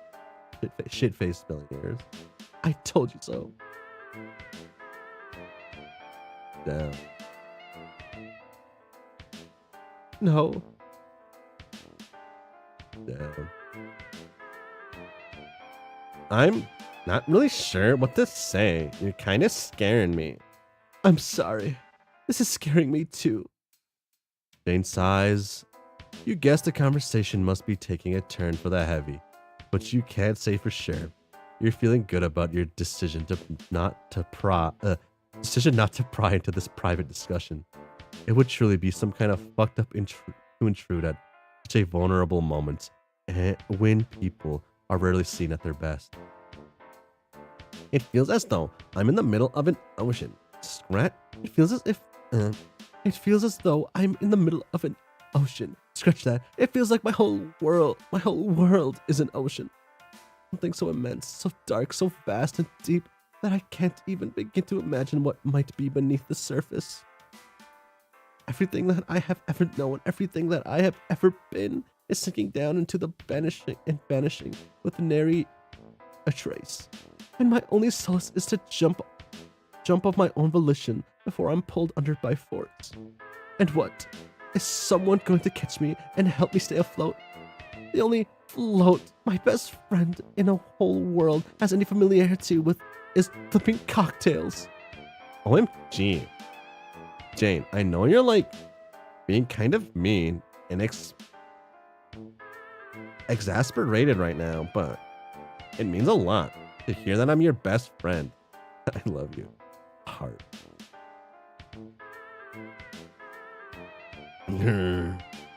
Roland, please, I'm only trying to express the depths of my existential confusion over here. The ocean, Lalonde, the abysmal, infinite ocean. Can you even imagine what that's like? On second thought, never mind. This whole analogy is contrived and nonsensical and couldn't possibly have any emotional relevance to anyone. Another sigh. God, I'm sorry. I'm not handling this well at all. I mean, to be honest, no. But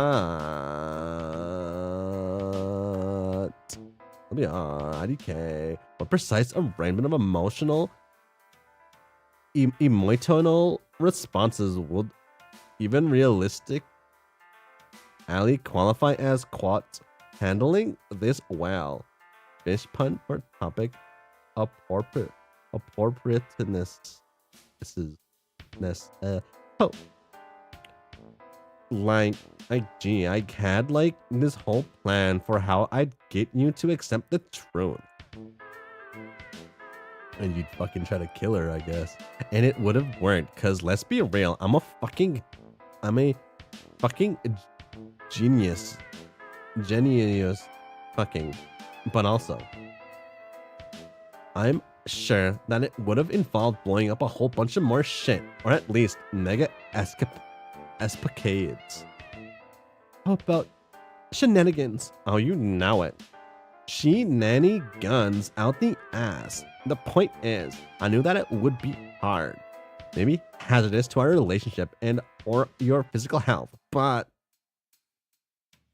I knew that you were worth it, and also for what tits worth. I don't give an effing fuck about dunking on your ass. None of us do. With a third and final huff, Jane slumps down on the ground, visibly deflated. All the tempest and fury is gone out of her. And now she's just sitting and gazing glumly at the wall of bubblegum pink on her screen. She seems utterly miserable. You want to comfort her, to offer solace and friendly counsel in this trying time. There comes a moment in every teen's upbringing when she realizes that the globe-spanning multi-billion-dollar corporation, which is her birthright, has also been responsible for some pretty shady and heinous nonsense, including multiple attempts on her own life. It's just part of growing up. But somehow, you just can't find the words, and maybe it's not your place to comment anyway. Before you can think of something to say, Jane shakes her head and starts typing again. All right, that's enough sitting around feeling all forlorn. I'm feeling P-okay, actually. No, me. I'm talking about myself.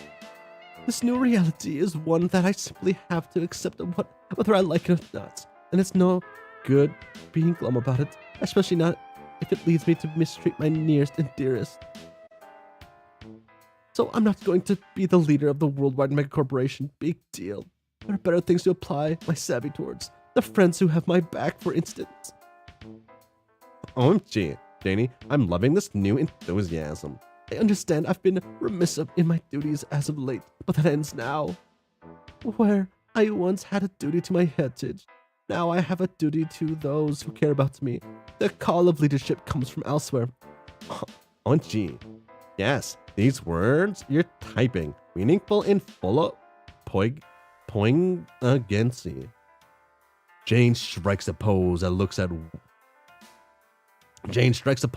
at once determined, bold, fearless, and resolute, and all while still typing furiously away on her mobile.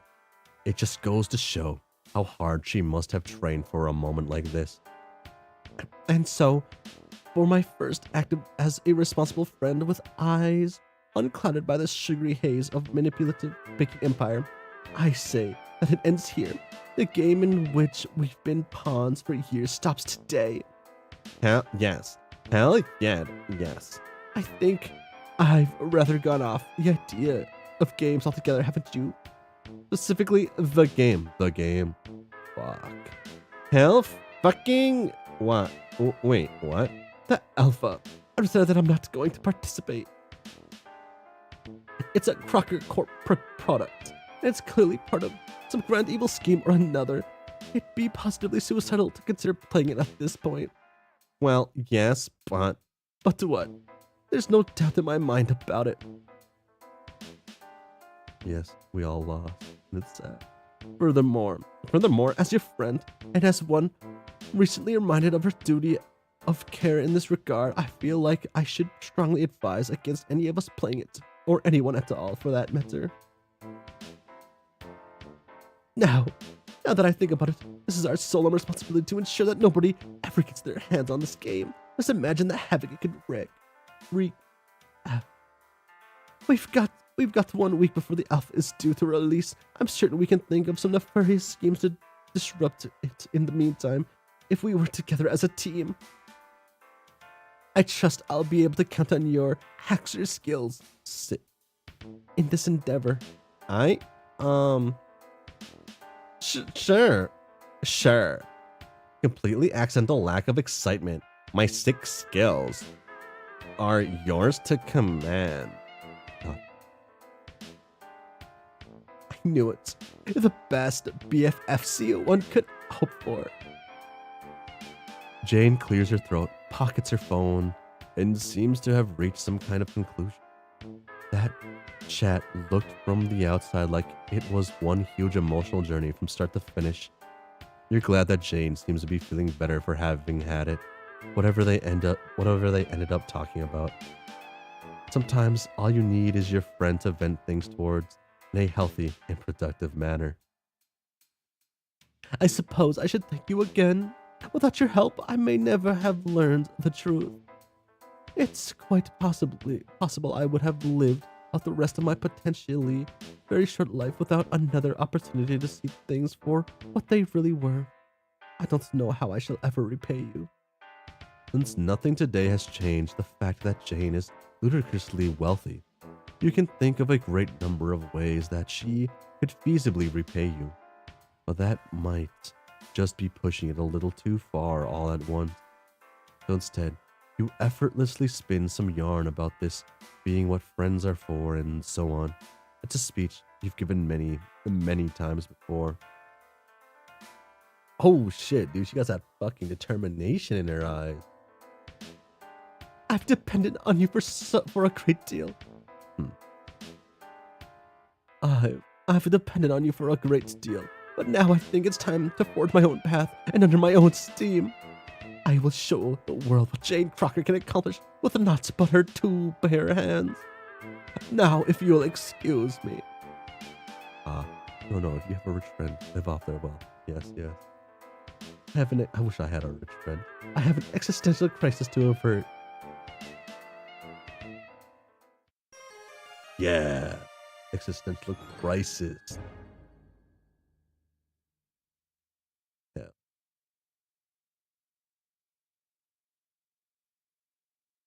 Get it. Uh,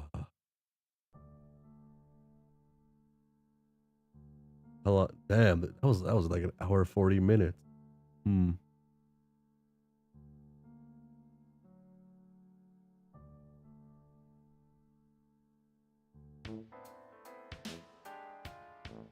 Oh wait.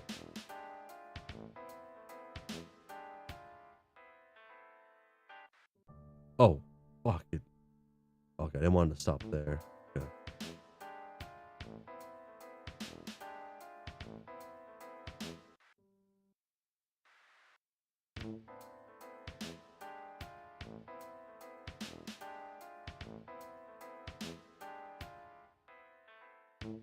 There we go. That's what I want to see one last time. Perfect. And then nothing bad happens ever. And even though our power's really weird and whatnot, who knows? Maybe the Batter Witch comes later and just ends us all and resets.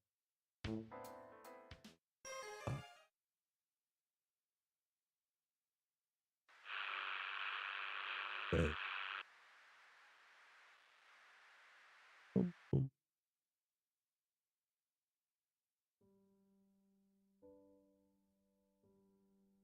This isn't the worst thing to happen. Oh, oh wait, drum roll. Okay. Close. Nothing ever bad happens to the Crockers. Okay. Now time, Mr. J. I will click on anywhere in the story. I will be right back.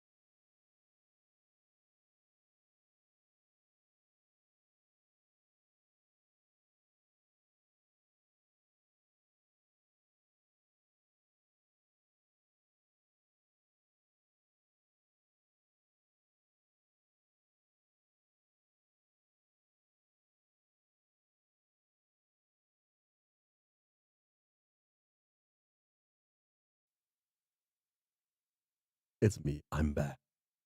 Hello. Hello, hello. Here. Jane was pretty alright. I don't know where I'd put it in, like, hmm.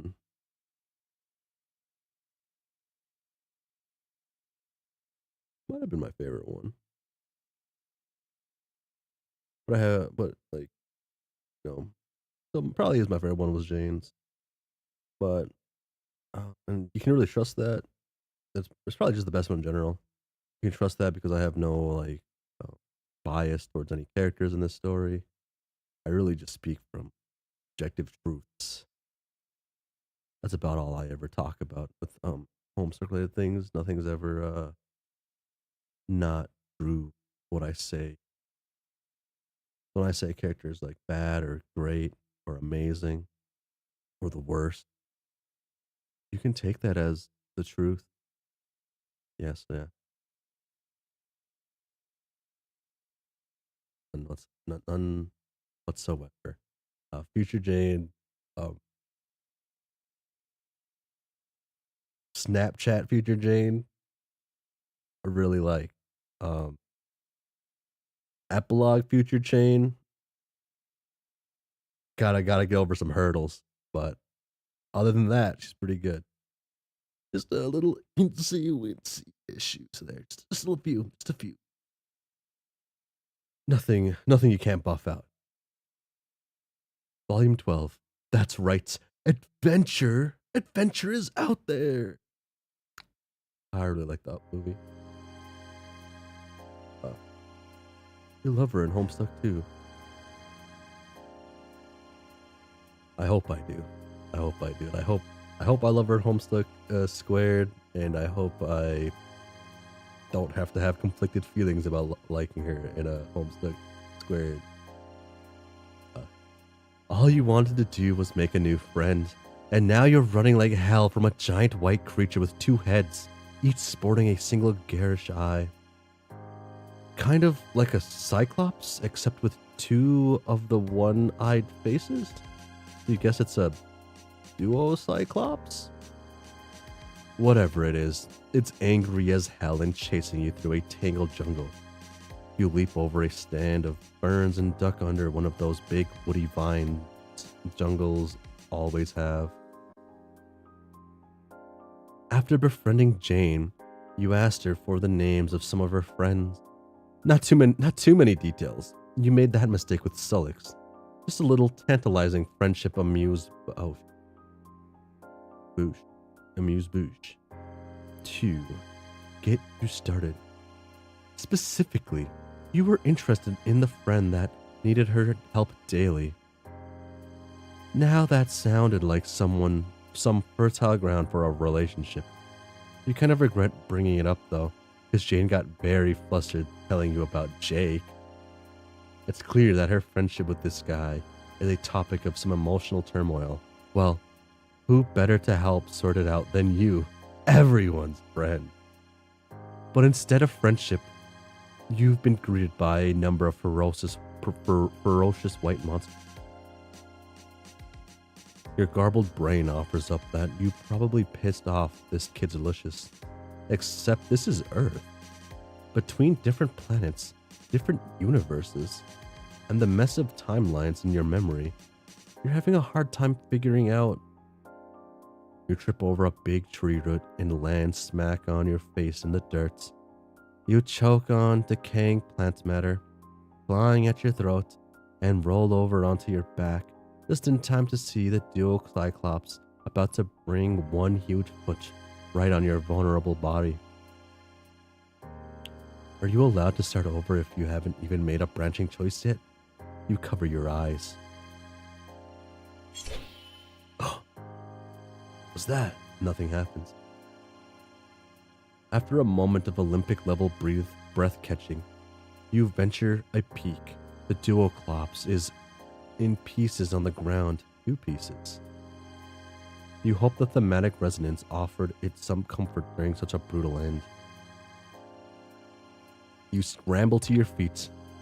Your future new friend Jake must have intervened to save you. I doubt it. You look around for him, but there's another swish noise and a glint of metal, and something inhuman appears in front of the duo Cyclops' body. Oh, it's a robot. Kind of a cartoony one. With shiny metal joints and big red anime sunglasses. It even has a perfectly gelled metal hairstyle. Honestly, it looks pretty goofy. But it's holding a katana and staring right at you. You think you saw something similar broken all over the floor of Equius' room. It must be a battle robot, and you don't have the strength of your punchiest friends. We win. We don't ever lose. With a yell, you charge forward, waving your arms intimidatingly. Yeah, it's a robot. It's not scared. The robot implicably waits for your approach, then strikes out in one swift motion, too fast to see. You crumple to the ground, your world exploding in pain. You huddle into a ball, waiting for the robot to finish you off. But it's not interested. It zooms away, leaving you to your agonies. In the bursts of lucidity available to you, you discern that it has kicked you in the chest, breaking several of your ribs. No problem. That's a totally survivable injury. You'll be fine and ready to get your friendship Katamari rolling again in no time. You're just gonna lie here for a bit first, just to gather your strength. Just gonna lie here, too injured to run, surrounded by ferocious beasts and leaking delicious aromatic blood, just for a minute or two. Monster bait. Game over. I was kind of hoping for them to do the I have this photo. Or that. Yes, I should just pull it up. If I have. I thought I would. I like the panel a lot. Do I not? That's weird. I thought I would have had the panel. Oh, I did. I was expecting like this panel to be recreated somehow. I guess there's still time for it to be remade. Yeah. I just think it'd be a fun one to have, like MSPA reader here, and then the boy wonder right there.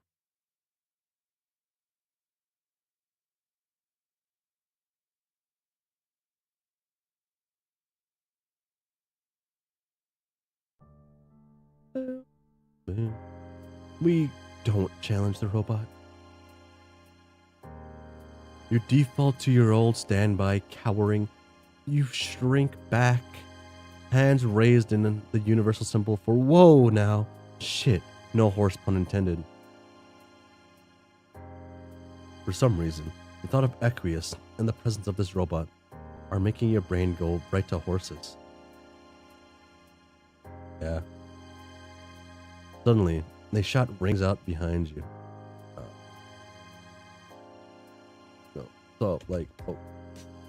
So Dirk's fascination with horses, much weirder than Equius' fascination with robots with horses. Dirk, it's kind of weird. Equius, it's just like it's more normal. It's just more normal, I want to say.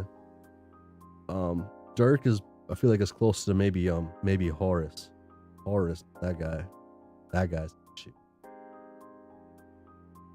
Suddenly a shot rings out behind you. It sounds so stupid that you almost don't believe it. But it's true. Who is shooting a gun at a robot? The robot makes a little vrr startup noise and raises its katana into a ready stand. Both are freaky. One's more normal though. One has more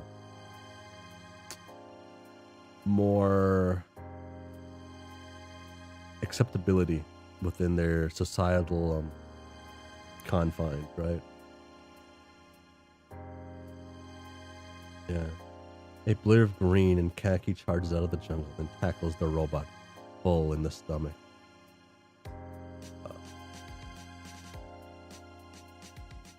And Dirk likes Rainbow Dash, so that's kind of an L. Rainbow Dash is kind of an L. It doesn't fall to the ground. Instead, it puts the kid a human. It puts the kid a human. You can now see. So probably this Jake guy into a headlock.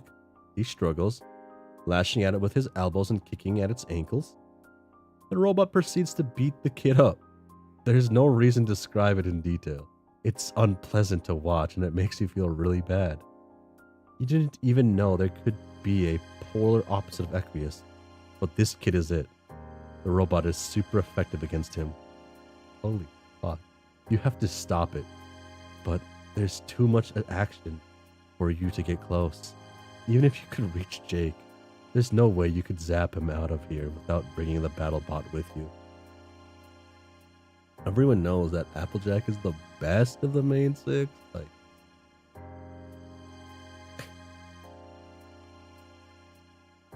except things have been weird lately. The accepted rules of your power no longer seems inviolable. Maybe you can just do it. You close your eyes and think really hard about bringing Jake with you. Whoa. The Blue Woman room.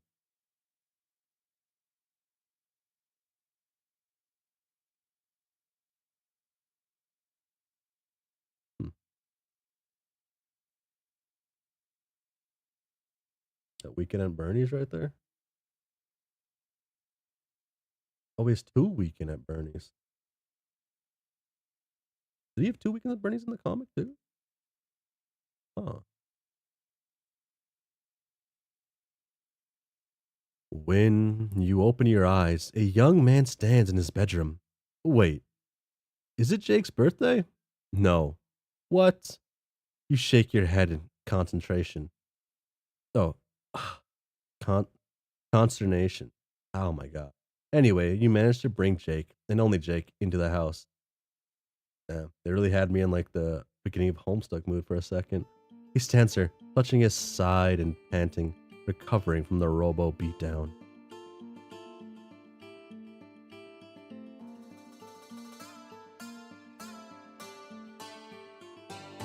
This guy's bedroom is so covered in movie posters, it's hard to even see the shape of the walls. The floor is littered with weaponry. A lot of the kids you've met live like this, basically lounging around in piles of detritus pertaining to their character-defining interest. Anyway, it's clear to anyone who sees this room that he absolutely fucking loves movies and guns. You don't need to waste any time on exposition there. Gold with us, hair.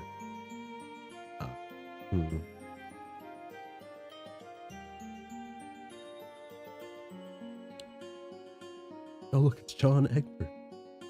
Jeezum creasum. You all right over there, my chromatically challenged chappie? You're fine. Jake is the one who seems hurt. That robot really did a number on him. I'll say, confounded thing practically never doesn't do a number on me. It does so many numbers, it's one short of standing ovation down on Broadway Avenue. I'm just glad I could be there to help. You know, life is always it's always just a smidgen easier with a bro's helping hand firmly placed on your behind. Damn, he really did just lead Dirk on, I guess. Like, super hard. Oh. And Jane not so much compared to Dirk. Hi, hello. With a friend behind you is what I mean to say. Oh, sure. Jake doesn't really seem fazed by any of this. Not the alien monsters on his island, not your presence, and not his ungainly defeat at the hands of an anime robot. Not even by you teleporting him around. Oh, well, sure, my good buddy. Jane told me you might drop by. Damn, you missed your favorite character. Yeah, you did. You missed Jane. Jane's everyone's favorite character. And honestly, I've been chomping at the proverbial bit to meet you all, fella. Mealhad. I'm sure Janie showed you a good time, as she is a stand-up host and a top-notch friendo. An absolute wonder wench and no doubt about it. But gosh, I've just been so gung-ho to show a brand new personage around the old digs. Get it? I've lived in the ruined temple, so it's literally digs. Nudges you with a meaningful elbow and gives you a hearty raising of the brow. Can I mimic this model?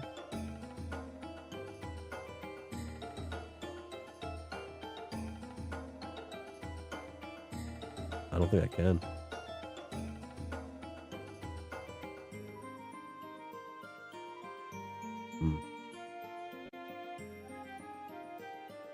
Talking about Jake?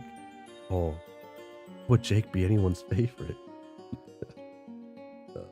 Did he just say that aloud? He did. Well, here you are, ready to show around the ruined temple. Where to first? Oh, haha, let's not actually go there. You know, I'm no stranger to danger, but there's nothing like a man's familiar four walls to give him a feeling of peace and quietude. His ass is good, so obviously. Can't just like reduce a character to their physical appeals. Come on.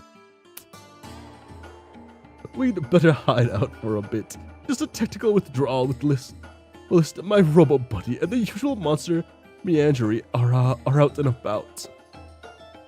Right, the monsters.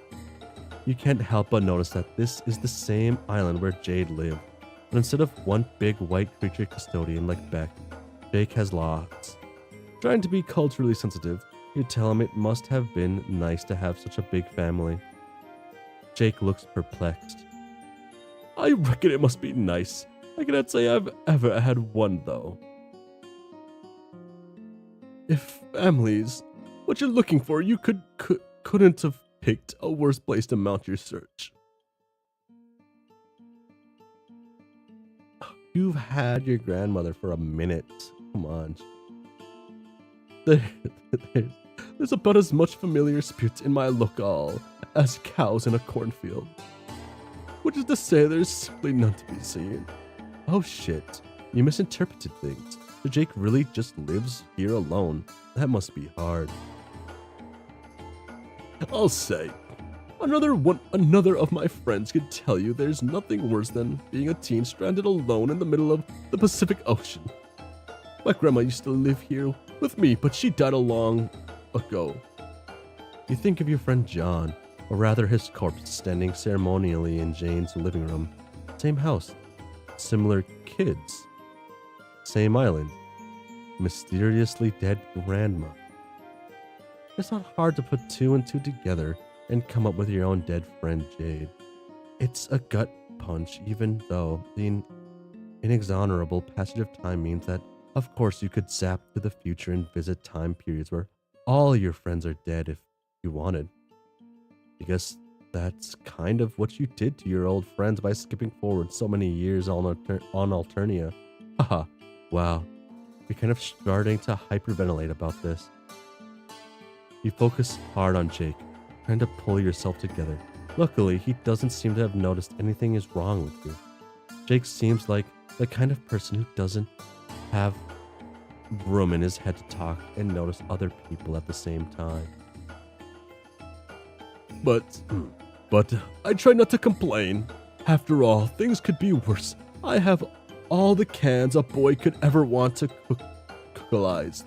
I get to romp in the pumpkin patch to my heart's delight. Plus, this island is a perfect setting for one of the coolest things in the world. That's right, adventure. The thrill of discovery, the frenzy of battle. It's the most fulfilling diversion of them all. Why, no boy of a sound disposition could feel sad about his perpetual isolation and the deadness attribute of his family members when the whole dark and teeming jungle is available for his dauntless exploration. Is that really what he thinks?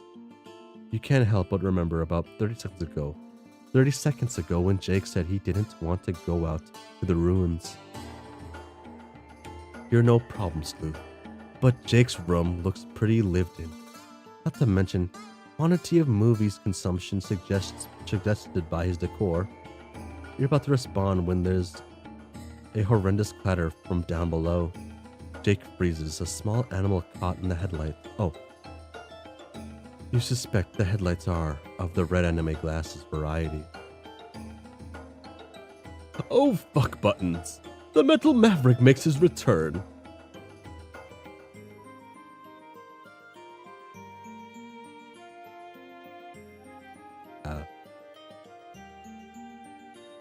Listen, you look like a rum customer with primo getaway sticks. Fleeing is probably our best option here. You don't get it. The last guy you knew who made a habit of consorting with BattleBots always bested them handily. Why would Jake make something he couldn't beat? Whoa, jumpin' Jehoshaphat. I'm touched by your high opinion of my robotic know-how. No, I didn't make the robot. My best buddy did. He's a genuine whiz with tech of all kinds, and a real thoughtful guy, even though sometimes I wish he would apply some of that big brain box to helping me out just a touch more. He couldn't be here himself because of the physical limitations of time and space, so he sent to the robot to train me.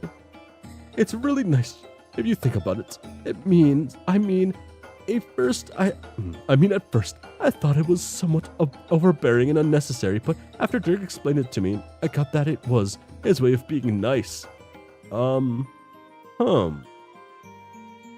This best friend sounds, No, not everyone is as lucky as me to have 3 stalwart compadres to brighten their day when they live alone on a murder island. When you think about it, I'm just about the luckiest gent who ever was stranded in the Pacific with a passel of ferocious monsters and a killer robot.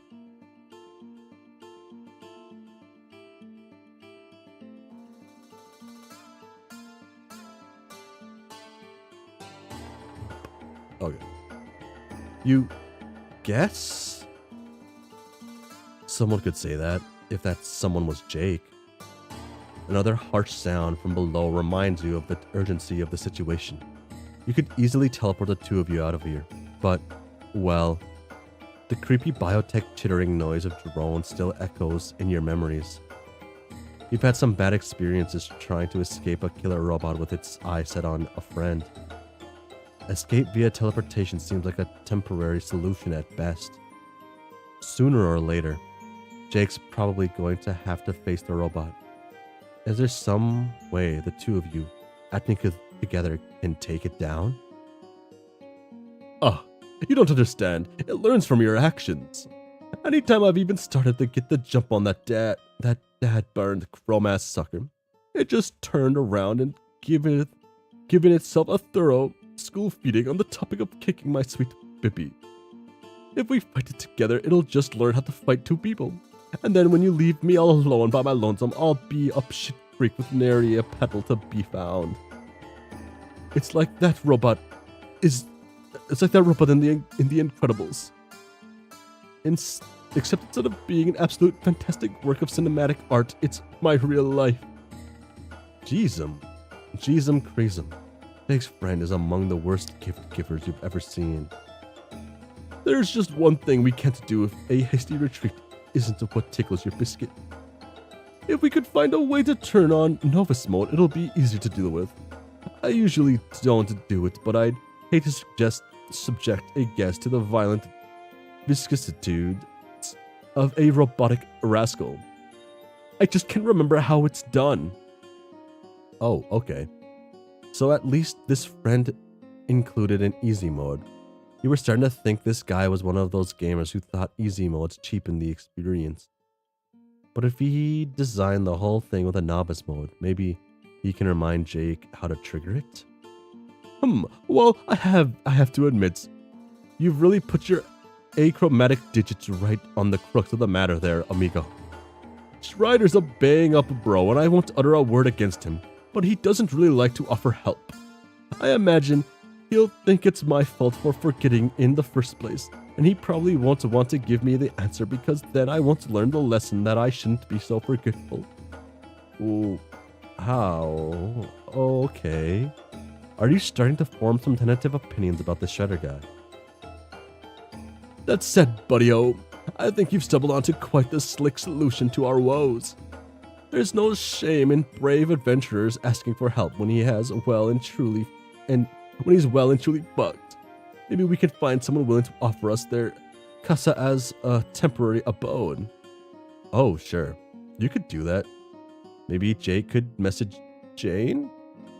Although now that you think about it, given how Jane talked about Jake when you were there, it seems cruel to spring something like this on her with so little lead time to prepare herself.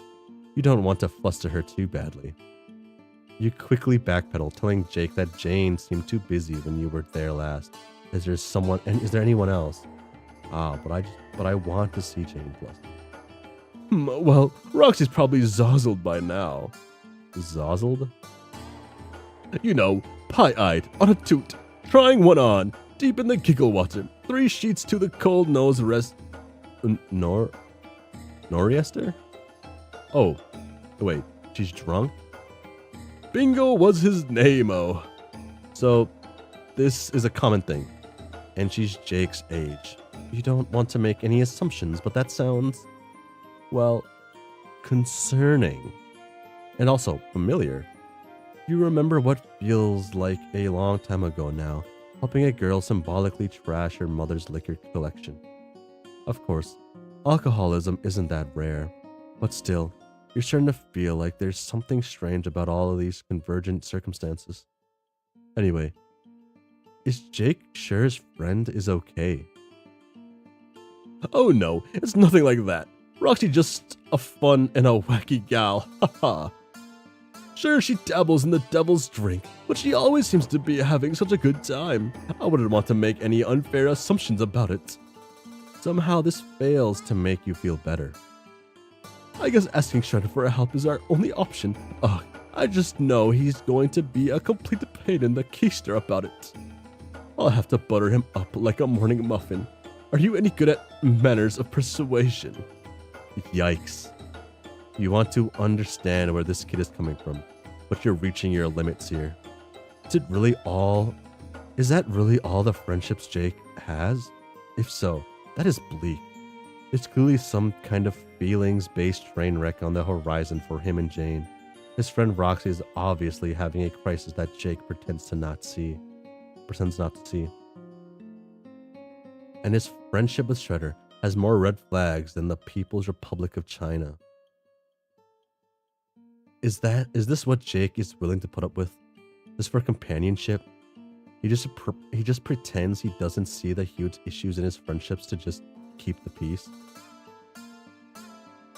Is this what it looks like when someone is so indiscriminately hungry for affection that they're willing to go along with anything to get it? You've had about enough. You tell Jake you can't stand this anymore. This life that he has, it's not good. Not even close. He lost his family, and he's scared to leave his house. His only company in real life is a robot that's programmed to hurt him. And he thinks it was a gift? He seems unwilling to face the glaring flaws in his closest relationships. And all of this might be hard and sad, but it can't be helping Jake to be so deep in denial about it. He can't just cover this all up with cavalier optimism. There is no way that's the best way for him to live. You understand it must be scary when there seems to be structural flaws in every one of Jake's support pillars. Addressing them is the only way anything can get better. Because this hiding out in his room all alone and just pretending he has the support he needs is not sustainable. You don't say this part, but if he keeps going along with what other people want him to be, you're scared for what's going to happen to him as he grows up. That can't lead anywhere good. After you rant, Jake stares at you aghast. You start to feel bad. Yes, he probably needed to hear those things, but you could have guided him more gently. You're usually an expert at encouraging people slowly towards emotional growth, but this kid really got under your skin. But then Jake's face crumples. You're absolutely right. Oh, I am lying to myself. I manicure the image of myself as some brave adventurer, but I don't go out to the ruins unless I have to. I suppose on some level, I have suspected that things with Jade and Roxy and Dirk weren't exactly Jake. Wait, what? Oh, it's like the word that means good. It's just plain English. Jake English. Anyway, that's a good one. That's a good one.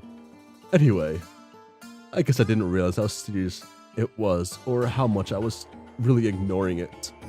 Gee fucking willikers. It's not easy to hear that all this time across loud and clear to a complete stranger. That really makes me feel low.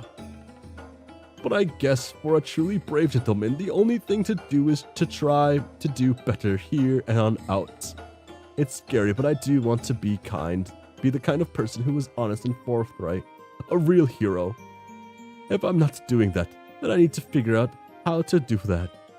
Holy smokes, you've really opened my eyes. MX mystery friend. You've really got a knack for spouting problems. Do you think you could stick around and help me do better? It's like asking the sun if it minds shining, helping people confront their buried issues and come out of it changed for the better.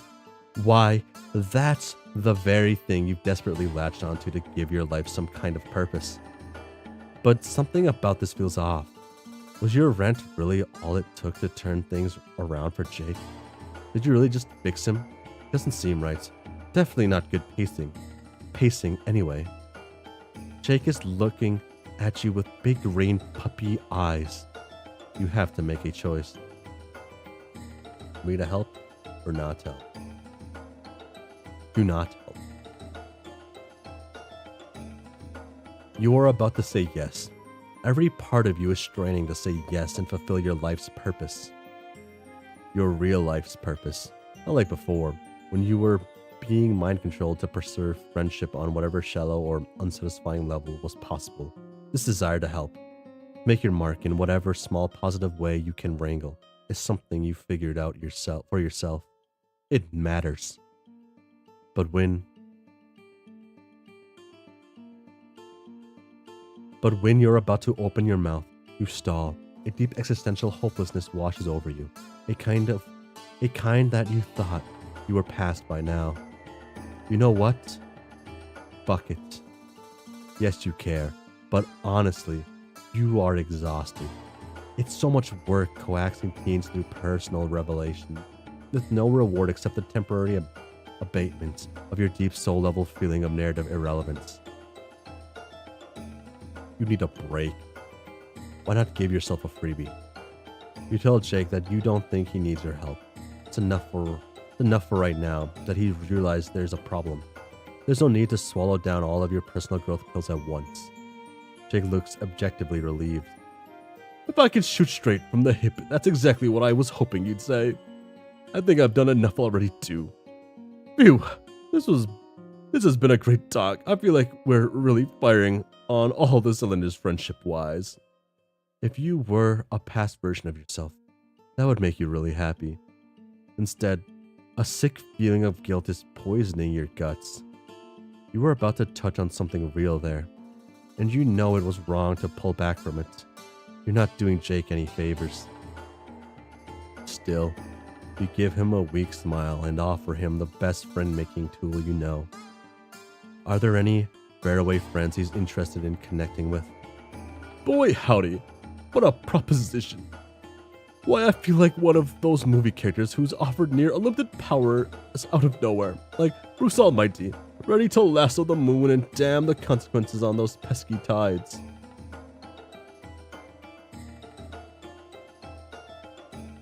There is someone I've had it hankering to meet for a little tit. Oh, we're gonna meet John? Remember when I regaled you with the tale of my grandma? Oh, we're gonna meet John at fucking Egbert. Oof. You're not sure you're gonna be able to reunite this kid with his dead grandma. That seems like one of those things you're not supposed to, you won't be allowed to do, despite the supposed limitlessness of your powers. You'd probably be blocked by that weird force, the one that seems to have a power that supersedes zapping anywhere and any time, place, or dimension. You don't like to think about that force too hard.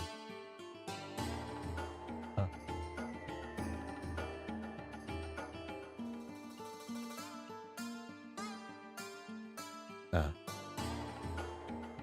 No, my stalwart chum. I've been corresponding in an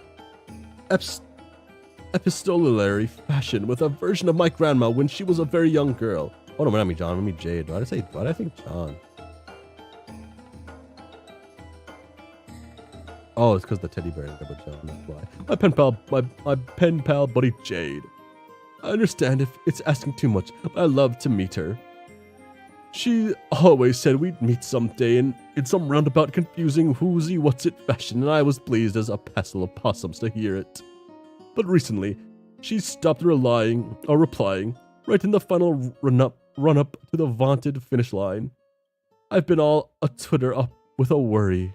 I don't mind telling you. Do you think we could take a hop, skip, and a jump over to her lodgings? Lodgings? What a relief. You actually know Jade. You're taking the Jade right now. Jake smiles, a big goofy grin at you. You should feel happy. You tell yourself sternly, this is a good thing to do. He said himself that you're fixing a concern of his. But the yawning malaise inside you only grows. You like to think of yourself as an agent of positive change, but here you are again, nothing but a glorified interdimensional taxi service. Whatever, who cares? At least he'll be with someone he loves. You grab Jake's hand and take him to his family. You expect the normal non-event of your zappy powers, but instead there's a sick, wrenching feeling, a kind of squeezing like you're not the right shape for wherever you're going. It steals your breath, and then it's gone. Nervously, you open your eyes.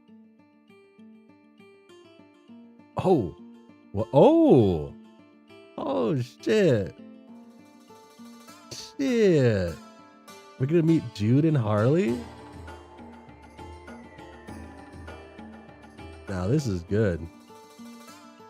Why did I say Harley? Jude and Joey. Sorry, I forgot the fucking main character we play as in Hive Swap.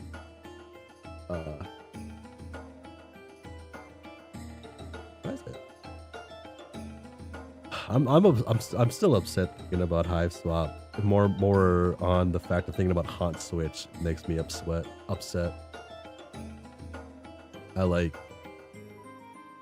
I really want to play in the human world in that game. And now I'm good though. Are we gonna get the one room?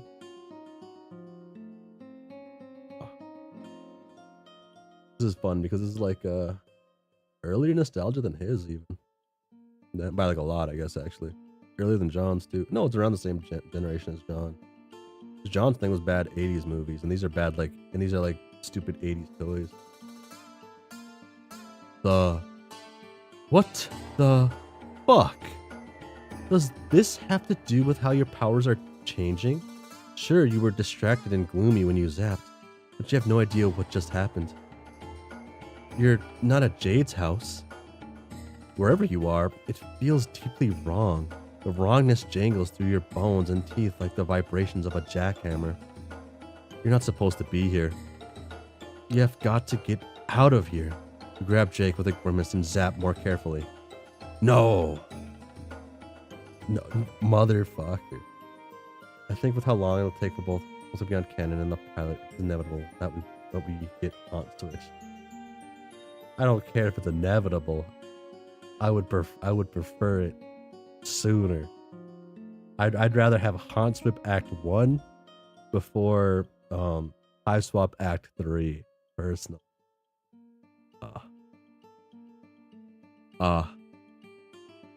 Damn. We don't get to see any of them. That sucks a little bit. There we go. You breathe a sigh of relief, which is sadly cut short as you turn and see Jade shoving the muzzle of a rifle in your face once again. You back up, hands raised. Jade, no! It's just you, her friend. You've already been through all these wacky misunderstanding shenanigans with firearms. That's Act 4, but I think every Kickstarter backer wants Haunt Switch Act 4 by now. Yeah. Actually, I assume like a good portion of the Kickstarter backers want their money back. That's an assumption I have.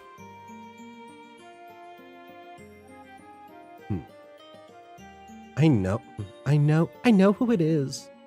I just think you shouldn't be here. What? Don't get me wrong. I appreciate everything you've done for me.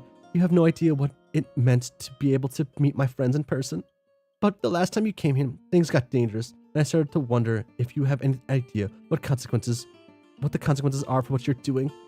Okay, there. Obviously, something needs to get off her chest. Oh, she needs to get off her chest. And you want to hear it, but can she put the gun down? You both know she's not actually going to shoot you. Oh, right. I guess the gun was a little over the top, but you startled me and I got really mad. Ever since you've left last time, I've been thinking about what you did with me and Dave. Even though Beck didn't stop you, I don't think he wanted me to be traveling around like that. I know you're a nice person and you don't mean to do anything bad, but I think it's impossible to have powers like yours without being a little corrupted by them. When you mess around in our lives, that can have serious consequences, but you always leave afterwards and you don't live out those consequences with us. It was great to meet my friends, but you know what? I would have met them anyway in the game. I can't help think about what the fuck that.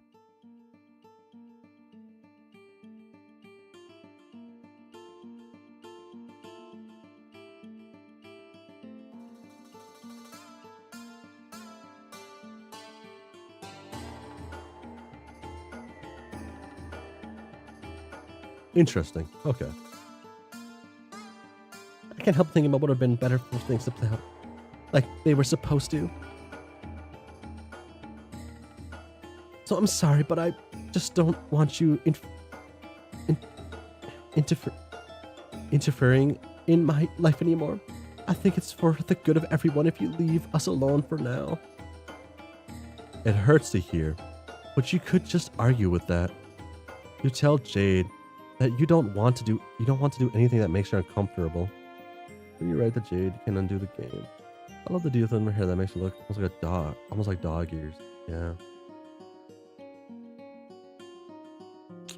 Shame it's just shame she's a furry though. I don't know what I'm gonna do there.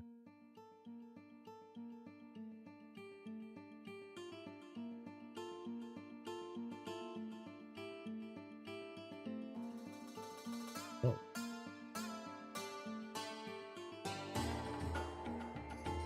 That's kind of weird. None of the squiddles are like tangled up.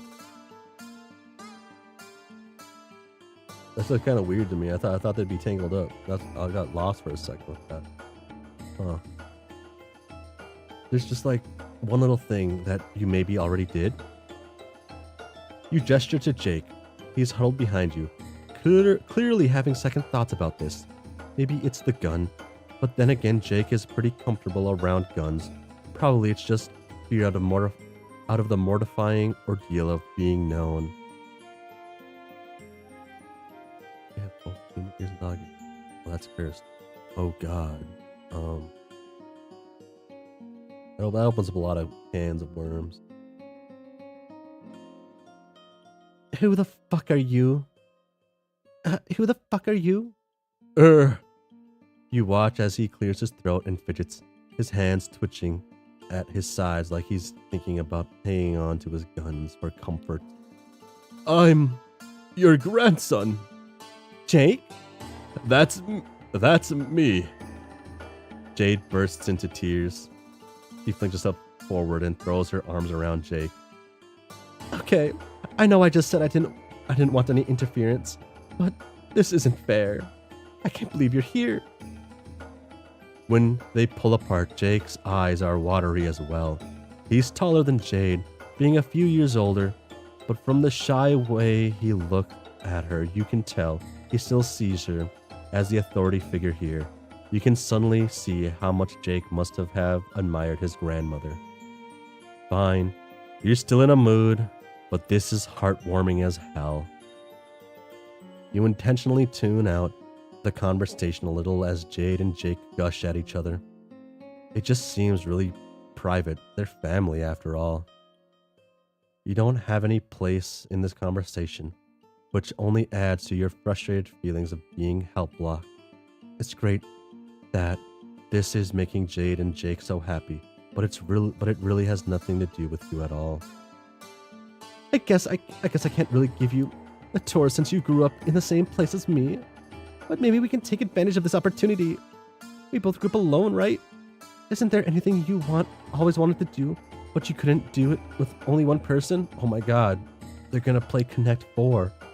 Holy hell, Jade. That's a rip snorter of an idea. You've got a splendiferous mind in that noggin of yours. Hee. It's weirding me out how much you sound like my grandpa. It's making me miss him too, but I'm really happy I get to spend time with you. Me too. As to your question, there's one thing that comes forefront in the old think tank. You know how it is being a kid alone in your room on a godforsaken island in the middle of a bumfuck nowhere. You're just doing to entertain all kinds of fancies. Of course. Well, there's this cosplay I've been trying to make work for years. I'm not very good at cosplay, and I haven't had anyone to help me bring my vision to life. Oh my god, are we gonna become a Navi? Is that the kind of activity you'd be suited for? Man, what would it be? Cosplay. Huh. It'd be funny to reference a Snapchat. But more likely, it'd probably be like Tomb Raider, I guess. Right? So you... Because we haven't seen Jake's ass, and they're gonna have to show Jake's ass just a little bit, I assume.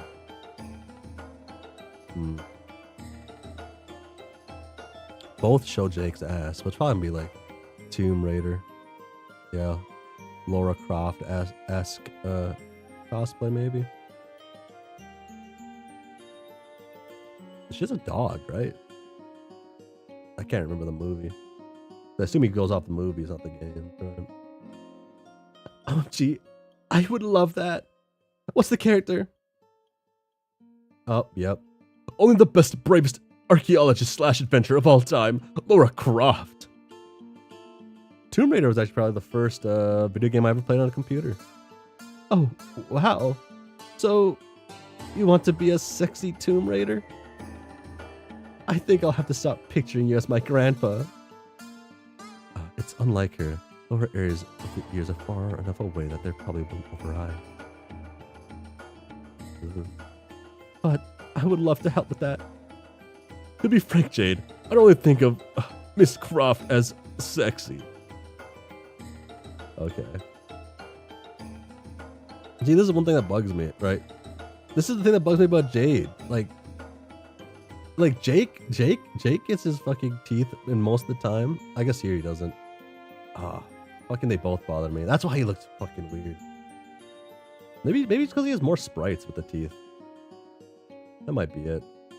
I feel like they focus more on her like this smile. The big smile with her. And then, yeah. I like the big smile though. To be frank, Jade, I don't think of Miss Croft as sexy.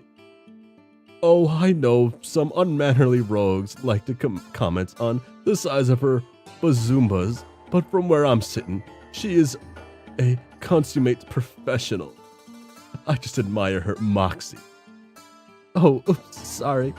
I was just making an assumption based on her outfit, I guess. That was really rude of me. To tell you the truth, I have never seen anything sexy about shorts. I aspire to the freedom Laura's thighs get to experience every day. I think it's a beautiful dream. A man can wear shorts without wanting everyone to get all randied up about it. You know what I mean. Of course he can. But what about you, my juvenile grandma friend? This can't just be a cosplay party for yours truly alone. Isn't there anyone you've been wanting to inhabit the garments of? Not really. but it would be fun to make a costume for me too. I could be Mr. Coxcomb. He's one of my favorite man-throw chaps. Coxcomb? Jade turns to you, her demeanor towards you considerably softened. Hey, I'm sorry. I was so mad earlier.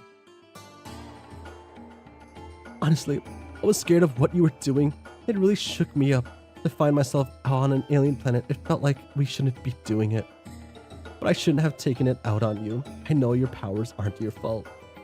Do you want to join us? We could make a costume for you too. Who would I be? I guess just a troll. Oh yes, please do. Jade, this specimen right here has been nothing but postulutely fantabulous friend to me all along. Have you? Have you?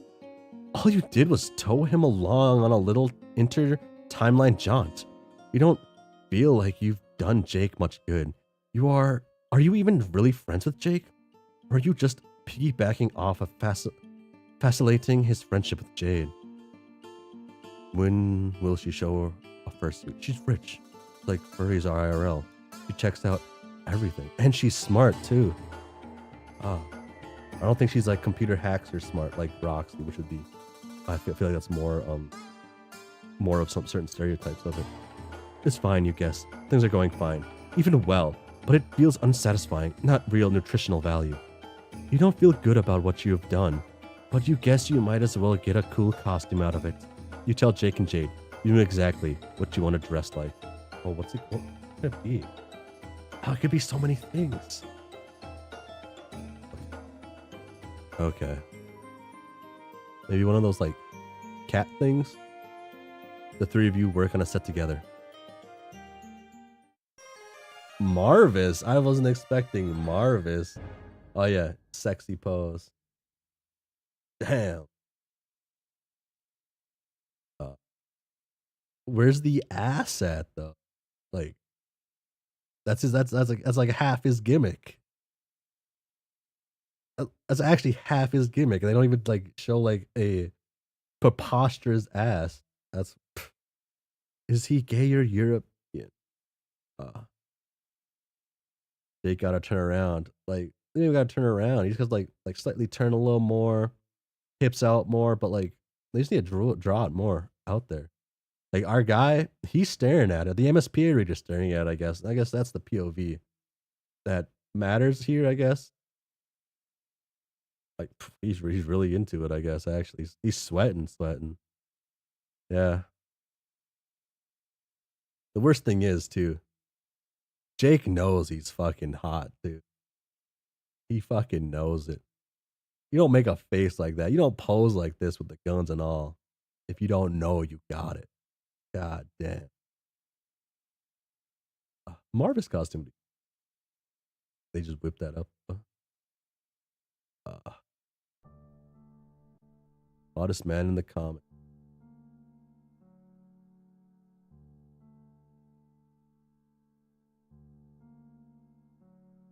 Yeah, I can accept that one.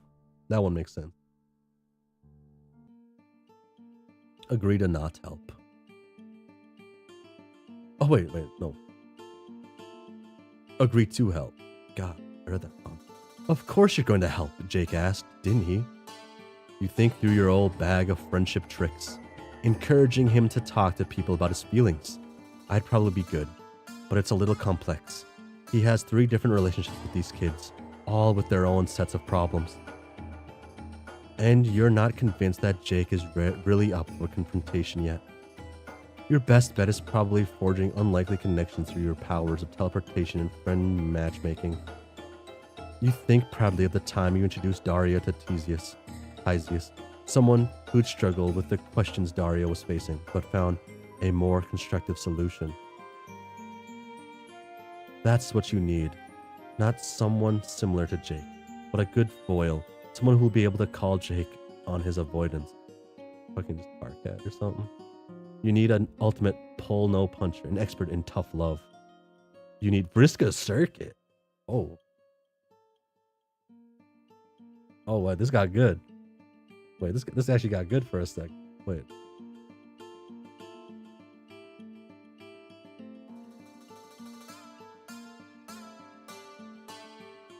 Okay. Hold on. Anyway, that gives me that it makes sense for the reader wouldn't meet the chairs because they mentioned earlier the trolls dropped us with the same time. Oh no. Yes, Jake, if you might take the initiative to introduce him to another one of your friends. Someone who has the kind of take no bullshit approach that he needs to cultivate. Someone who can really help. Oh, abso-fucking-lutely. Lead on, buckaroo. You clap your hands mately on his shoulder and zap on over to Vriska. Oh my god. You expect her to be in her hive, but when your field of vision clears, you're at the beach again. You've appeared a diplomatic distance away, not right up in her face. Vriska's walking down the beach, hands in her pocket, occasionally aiming a disaffected kick at a piece of trash. Oh no. Here she is. Damn.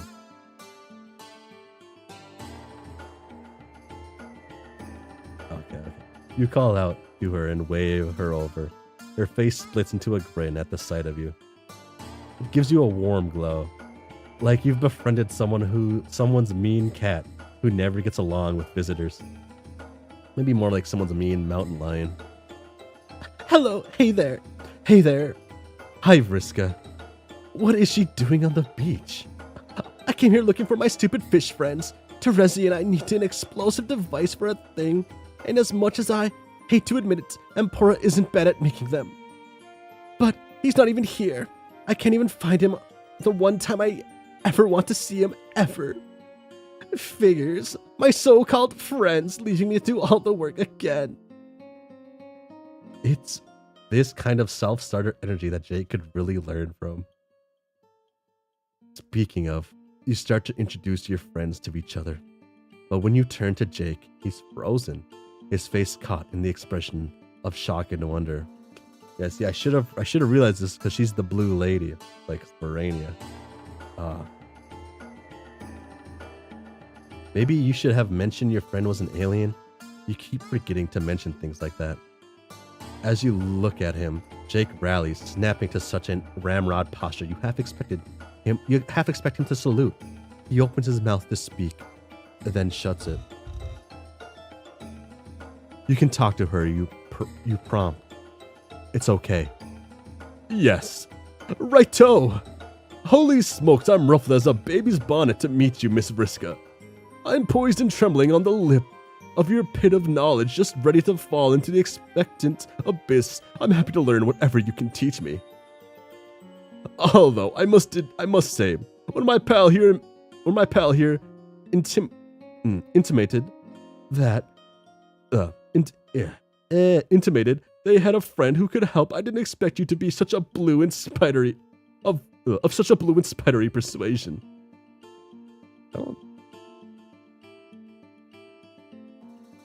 I don't know if she gives off like the spidery persuasion like that instantly, without like the eyes, but I guess. Of course. Why would anyone be anything less when they could be blue and spidery?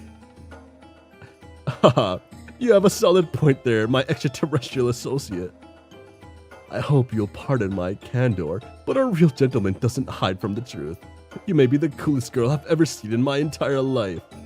Hell yeah, Jake, you're fucking right. Clears throat nervously, hoping he didn't overstep. Well, I can't say I'm surprised to hear it. Feel free to keep listing things that are awesome about me. Despite his profuse admiration for Vriska, however, Jake isn't listening. Hang on, wait. Technically, the only other girl I've seen was my grandma, but you know what I mean. It's kind of disrespectful to refer to one's own grandmother as a girl, so I didn't mean her. Haha, gosh, I seem to be rambling. Well, I hope this is a radiant exemplar of the kind of being true to myself I hope to cultivate as a regular habit from here on out. I think it can be very brave to just keep being yourself even when things feel awkward, don't you think? You and Jake are one and the same. For a moment in time, we are, and And for like an avoidant personality, I guess too. Oh wow. There's so many things wrong with that. I don't even know where to start. Oh doggone. Oh doggone it. Really?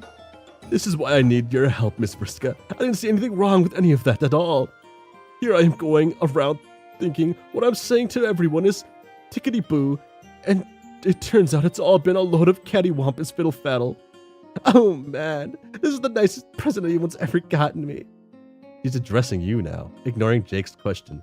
A predatory shark smile spans her pointy face. You must have known things were getting bad when Tavros, in a different way than usual, I mean. He just kind of stopped responding in the same way he did before, and not even because of his fakey fraud confidence. He just says no good can come from talking to me. Oh, how could he say that?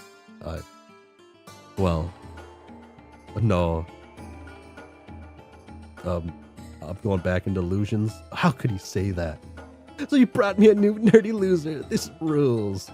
Wow, why can't I be that nerdy loser? It's not fair. It's not fair. Well, that wasn't exactly what you expected, although, now that you think about it, why didn't you expect this? Pretty much anyone could have seen this coming. Hey. Except Jake, of course. I may have my little quirks and quibbles, but that doesn't mean I'm a loser. If you weren't a lady, I dare say such slanderous language would earn you a one-way ticket to a fisticuffs island. Damn, Jake, she'd kick your fucking ass in an instant. Which, now that I think about it, is more or less an appropriate moniker for my permanent residence. How do you like my Granny Smith apples? How do you like them Granny Smith apples? This is hilarious. I've never met anyone who makes me feel so good about myself. I'm so lucky to be cool. Damn. You're so cool, Vriska. You're the coolest. Excuse me, but I haven't heard hide nor hair of an apology yet, Miss Rude Alien Girl. At least, Jake is standing up for himself? But you get the feeling that this enthusiastic bravado wouldn't hold up if the issue was an interpersonal one with his friends. Either way, Vriska is not backing down. She sizes Jake up, stepping forward to intimidate him. Do you really want to fight? Because I get the feeling you're whatever your planet's equivalent of gullible is. I may not know what that means, but I've never once backed down from a scrum, and I'm not about to start now, chum. Whoa, no. You are not going to let two of your best friends, a category that includes all of your friends, throw down right in front of you. Especially not after Vriska compared Jake to Tavros. Doesn't she remember the consequences of fighting Tavros? Doesn't she want things to go differently here? She'll lose her other eye and arm. Wait.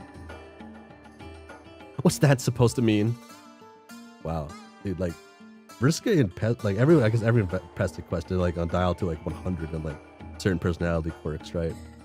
But damn, they got like Vriska being extra like moody. Pretty good. Usually it takes like a little extra more for her to start like using her quirk wrong. Oh no, you didn't mean any offense. You know Vriska has been through a lot, and her past mistakes should be viewed with that context. But you know, Vriska didn't mean to hurt Tavros as much as she did, right? Vriska is no longer having fun. She turned to you now, her mouth set into a line, fist clenching at her side. You remember how magical it seemed to have earned her friendship, and how easily Vriska can lash out when she thinks her friends have turned on her. You think you know what went down between me and Tavros? Tavros was almost as pathetic as this guy. I was trying to help him get stronger, but every time I did, he folded like a loser. But he barely even tried to fight back. He was too scared and wimpy. And everyone always gets mad at me for pushing him, but that's what our planet is going to do to him. If he doesn't get stronger, he'll die. Trying to protect him from danger now isn't letting that happen later. I wouldn't even say I'm the only one who's ever really cared about him. At least I try to help him shape up. You almost forgot Jake is here. But at this, he makes an indignant noise, and you turn to see his anger and distress has ratcheted up several notches. Oh wait, Caprice was almost as pathetic as this guy. Hell, you know what's up, Vriska. I trust you on that term, on that sentence. Well, pardon me, Miss Spider, Smurfette, but damn, but it doesn't sound like you were much of a friend at all. Smurfette kind of doesn't work in this case. I guess I don't know. I guess I don't know how tall Vriska is. I like in my mind, Vriska's like a taller character. I don't know why I think that. I have an impression that Vriska's taller, but maybe she's just like, I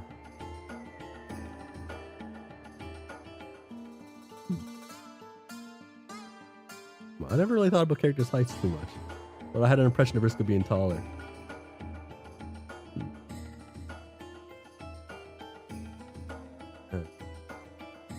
Oh God. You nudge Jake, trying to let him know that Vriska can be a little scary and it might not be the best to push her on this, but Jake isn't listening. No matter how much you might think you're doing this fellow a favor from what you've said, he was really scared and sad. And I'm sorry, but that doesn't make someone stronger. It makes them scared. Even if you think it's good for him, or even if it's said it was what he wanted. Like maybe when he was talking about having a fighting partner, what he really wanted was a companion due to being alone all the time. And to be totally candid, it's hard to believe you didn't know that. Which means it really is more about what you want than what's best for him, even though you keep saying it's what's best for him, which makes it really hard to argue. Anyway, if you ask me, you're a rotten friend and I don't think I want you to be one of mine after all. Golgothos, Terrorman, fucking pack your bag. Pack your bag. Before Vriska can respond and almost inevitably make things worse, you cut her off. Enough is enough. You tell her you're sorry for making assumptions. You know that she was doing the best she could with the raw deal she was given in this culture. You offer her a quick thank you for this hellish social interaction and ask her for some time alone with your insipid friend here. Vriska still looks annoyed, and there's a moment where you're scared she won't let it go, but she does, moving back and rearranging her facial expression to apathy. You guess pushing it would mean admitting she cares about your opinion. Whatever. Talk to you later, loser. Talk to you later, nerds. Nerds. She's gone. She's gone like the wind. After she leaves, you put a comforting hand on Jake's shoulder. That got pretty raw, huh?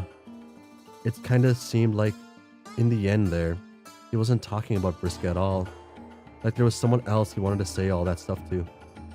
Huh? No, this has nothing to do with me. It was about some weird alien situation. You gently suggest that this might be one of those situations the two of you were talking about earlier, where Jake is suppressing the truth because it is inconvenient to acknowledge. Doesn't it bear some slight resemblance to a situation in his own friend group? Jake averts his gaze, clearly uncomfortable. No way, all my friends are the best in show. And even if what you're implying was true, it's different when it's your friends. A man can't get by without his bros, so sometimes he has to make allowances. Certain, let's say, eccentricities are just what you have to put up with when best friends are involved. No, they're not. You're allowed to hold your friends accountable. This is weapons-grade interpersonal truth you're spouting. But Jake doesn't look enlightened. Instead, he's growing red in the face with an indignance. What would you know about it anyway? Not to be rude, but it's a very personal situation between fella and his buddies. I don't think I appreciate what you're implying. You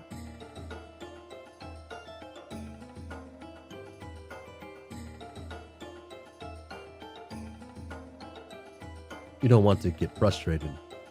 But Jake did ask for your help. The two of you came here because you were going to face up to the hard truths about Jake's life.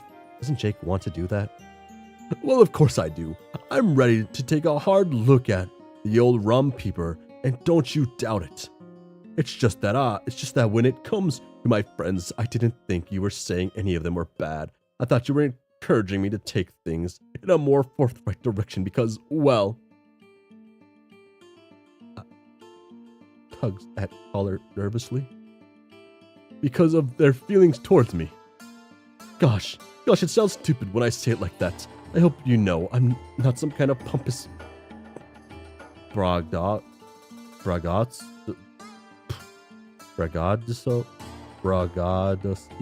I can't read, making myself out to be some like Casanova type.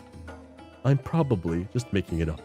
I'm the kind of guy who gets confused easily, especially with the numbers of concussions I've sustained over the years. A real beef-witted bozo, that's me. But more than once I've gotten an inkling that some of my friends might be giving me the old eagle eye, worrying up the courting maneuvers, if you get my drift. So when you said things weren't right between me and my friends, that's sort of where I thought the personal change train was heading. An impression only further bolstered when you proceeded to introduce me to your blue arachnid-themed friend. I figured you remembered my sapphire sirens from my room. Sapphire sirens? You know, Nateri, and all that. I really don't know. Fuck. Damn. It was a sweet gesture, although you're just so you're aware, she's a little too young for me to take that kind of interest. I appreciate the thought, though. Just some constructive criticism for next time. Like 16 would have been like...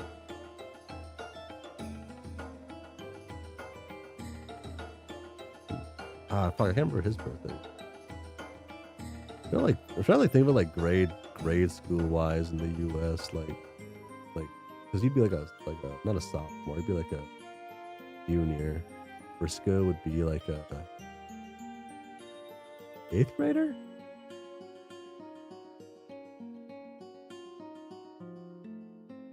No, yeah, like an 8th grader, right? He would love Lapis from the Steven Universe.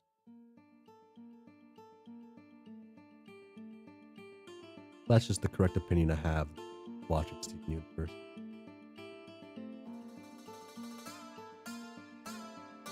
I appreciate the thought, though. Just some constructive criticism for next time. Now you're tempted yourself to say aloud some kind of goofy RP action indicating your embarrassment. You don't, though, because it sounds stupid when Jake does that. Jeez, this is a mess. This kid has issues on issues, and when you think you've put your finger on one, it slides away to reveal 3 more. You're playing personal growth whack-a-mole over here, but you gamely draw yourself up and plunge onward, determined. Okay, you tell Jake. So if that's what he thought you were going to talk about, let's talk about it.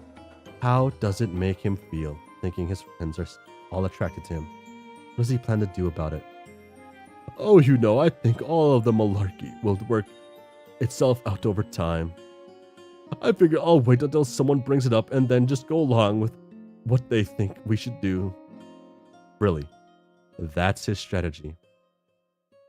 It seems remarkably lackadaisical, and it gives you that sinking feeling again about what's in store for future Jake. Does he actually return any of those feelings? Sure I do. My friends are all the cat's pajamas. I don't mind saying I really love them. Oh my god, Jake, you're evil. Oh my god. Right, of course. But is there any one of them he feels differently about? What would he say if, for example, Jane asked him out? I say yes, of course. How could I say no to a top shabab like JD? She's smart as a whip with a mug to match. Alright, and what about Roxy? A fellow would have to be daft as a doorknob to turn down rocks. She's a genius tech hacker spy like in all my favorite movies. And Strider? Are you kidding? Strider's my best bro in the world and a mighty strapping gent. If we're getting into it.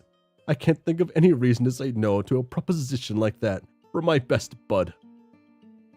Oh my god, he's evil and he can't comprehend it. the way Jake conceives of things is just far enough off from your own viewpoint. You can't help feeling like you're passing by each other without really connecting. For example, he doesn't have to have a reason to say no to a friend asking him out. It comes down to his feelings.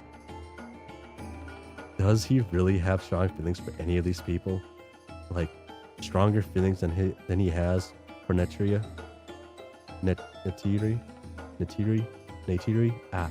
Whoa, hey, now, that's not really fair. Netiri is the perfect woman. No, you insist. It is fair. If someone has feelings for him, he should not be with them unless he has stronger feelings for them. That real flesh and blood person than he does for a poster on Netiri. It's important. Damn, Jake is like the ultimate waifu culture kind of guy. Huh. If you put it that way, he's gonna be celibate. I don't know if I've ever had feelings like that. I don't think I'm even capable of having those kinds of feelings. I think you are. They just not with real human people. I think like Friska was the closest you were getting, but now it's fumbled. Now maybe it's all forever gone.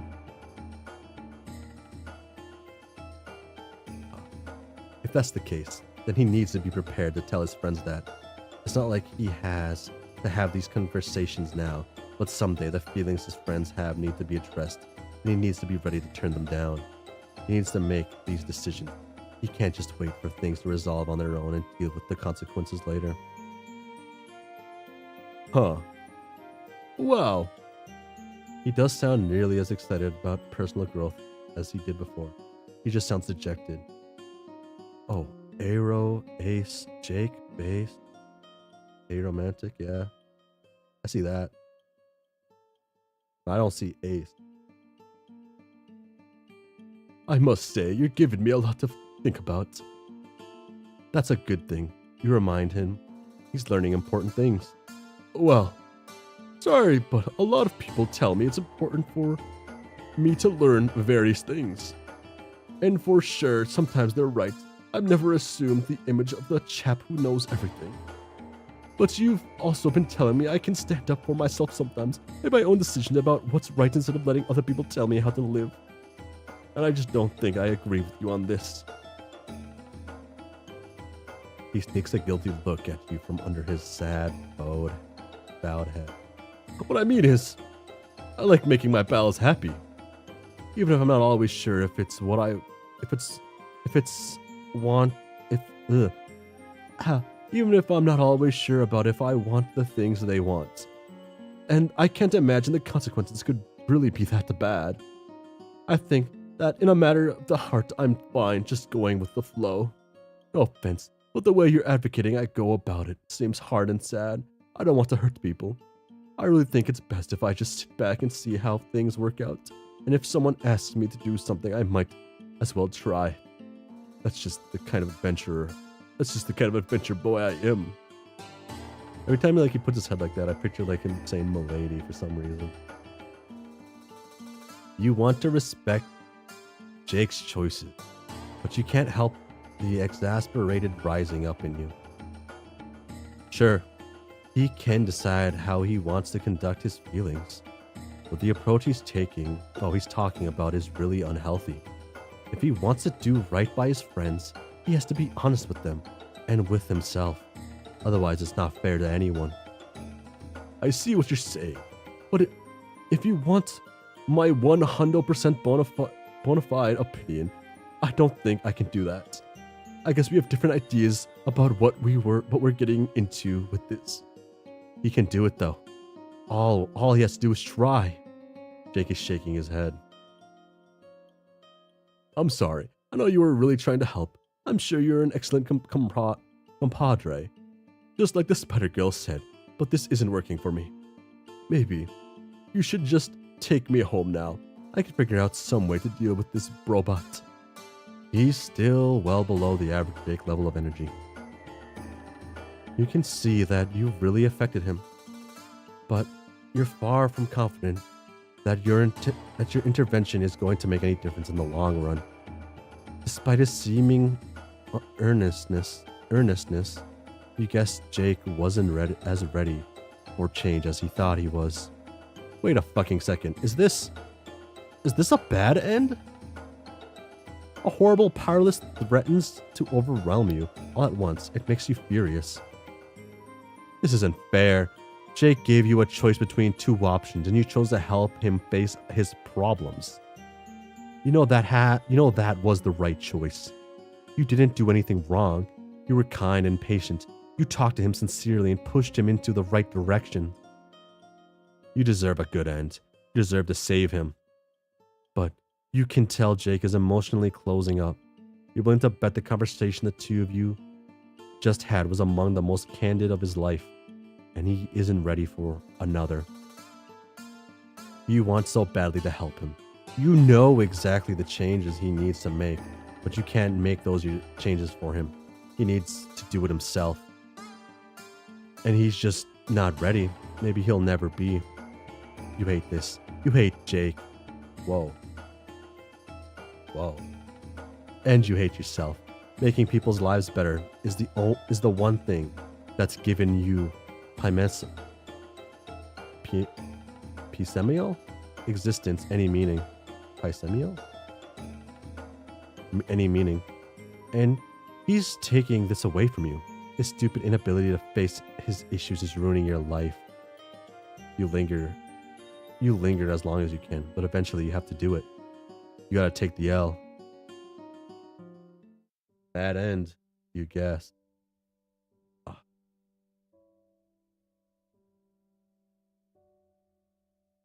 Hmm. Damn.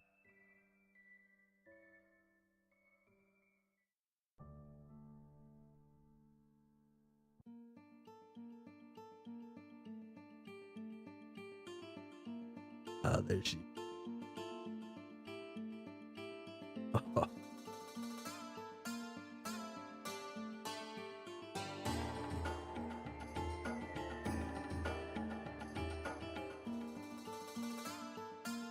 Oh.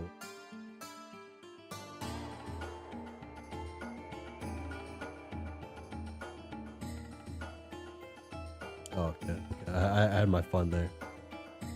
Okay. Okay. Wait. Okay, I'm back. Let's put that off to the side. Okay. Hmm. That that took longer than I thought it would. Hmm. Okay. Of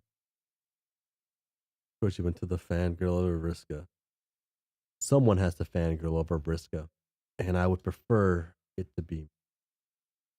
I don't think other people would do it right. Oh, well, that was I hit the wrong button there.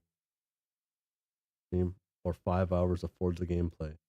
I cannot play Forza because I have a computer issue, and I'm using an. Well, I could probably play Forza, but I can't stream and record. But because my GPU died, my GPU that was meant to last me another at least 4 years died on me. I'm kind of sad. Now I'm using a GPU that's 10 years old, and it's going to work fine enough, I guess. I was playing Overwatch, and that worked pretty well. I like Overwatch, so I guess I just play Overwatch. I become an Overwatch gamer, but I'm not much of a gamer actually. Mm. But yeah, I should really like be back to normal here now because I have this whatchamacallit. Good thing everything I'm playing is just visual novels. It doesn't really require much of anything. My CPU can carry a lot. But yeah. Mm, mm, yeah. Yeah. I think, but yeah. I think, but I believe this will be the end of the stream. Yes, yeah. It went on a little longer than I anticipated, but I'll be back Tuesday. I think Tuesday, maybe. There's a chance I have to stay late for work on Tuesday, but Wednesday for sure. Wednesday for sure. Tuesday might have an issue, but yeah. Other than that,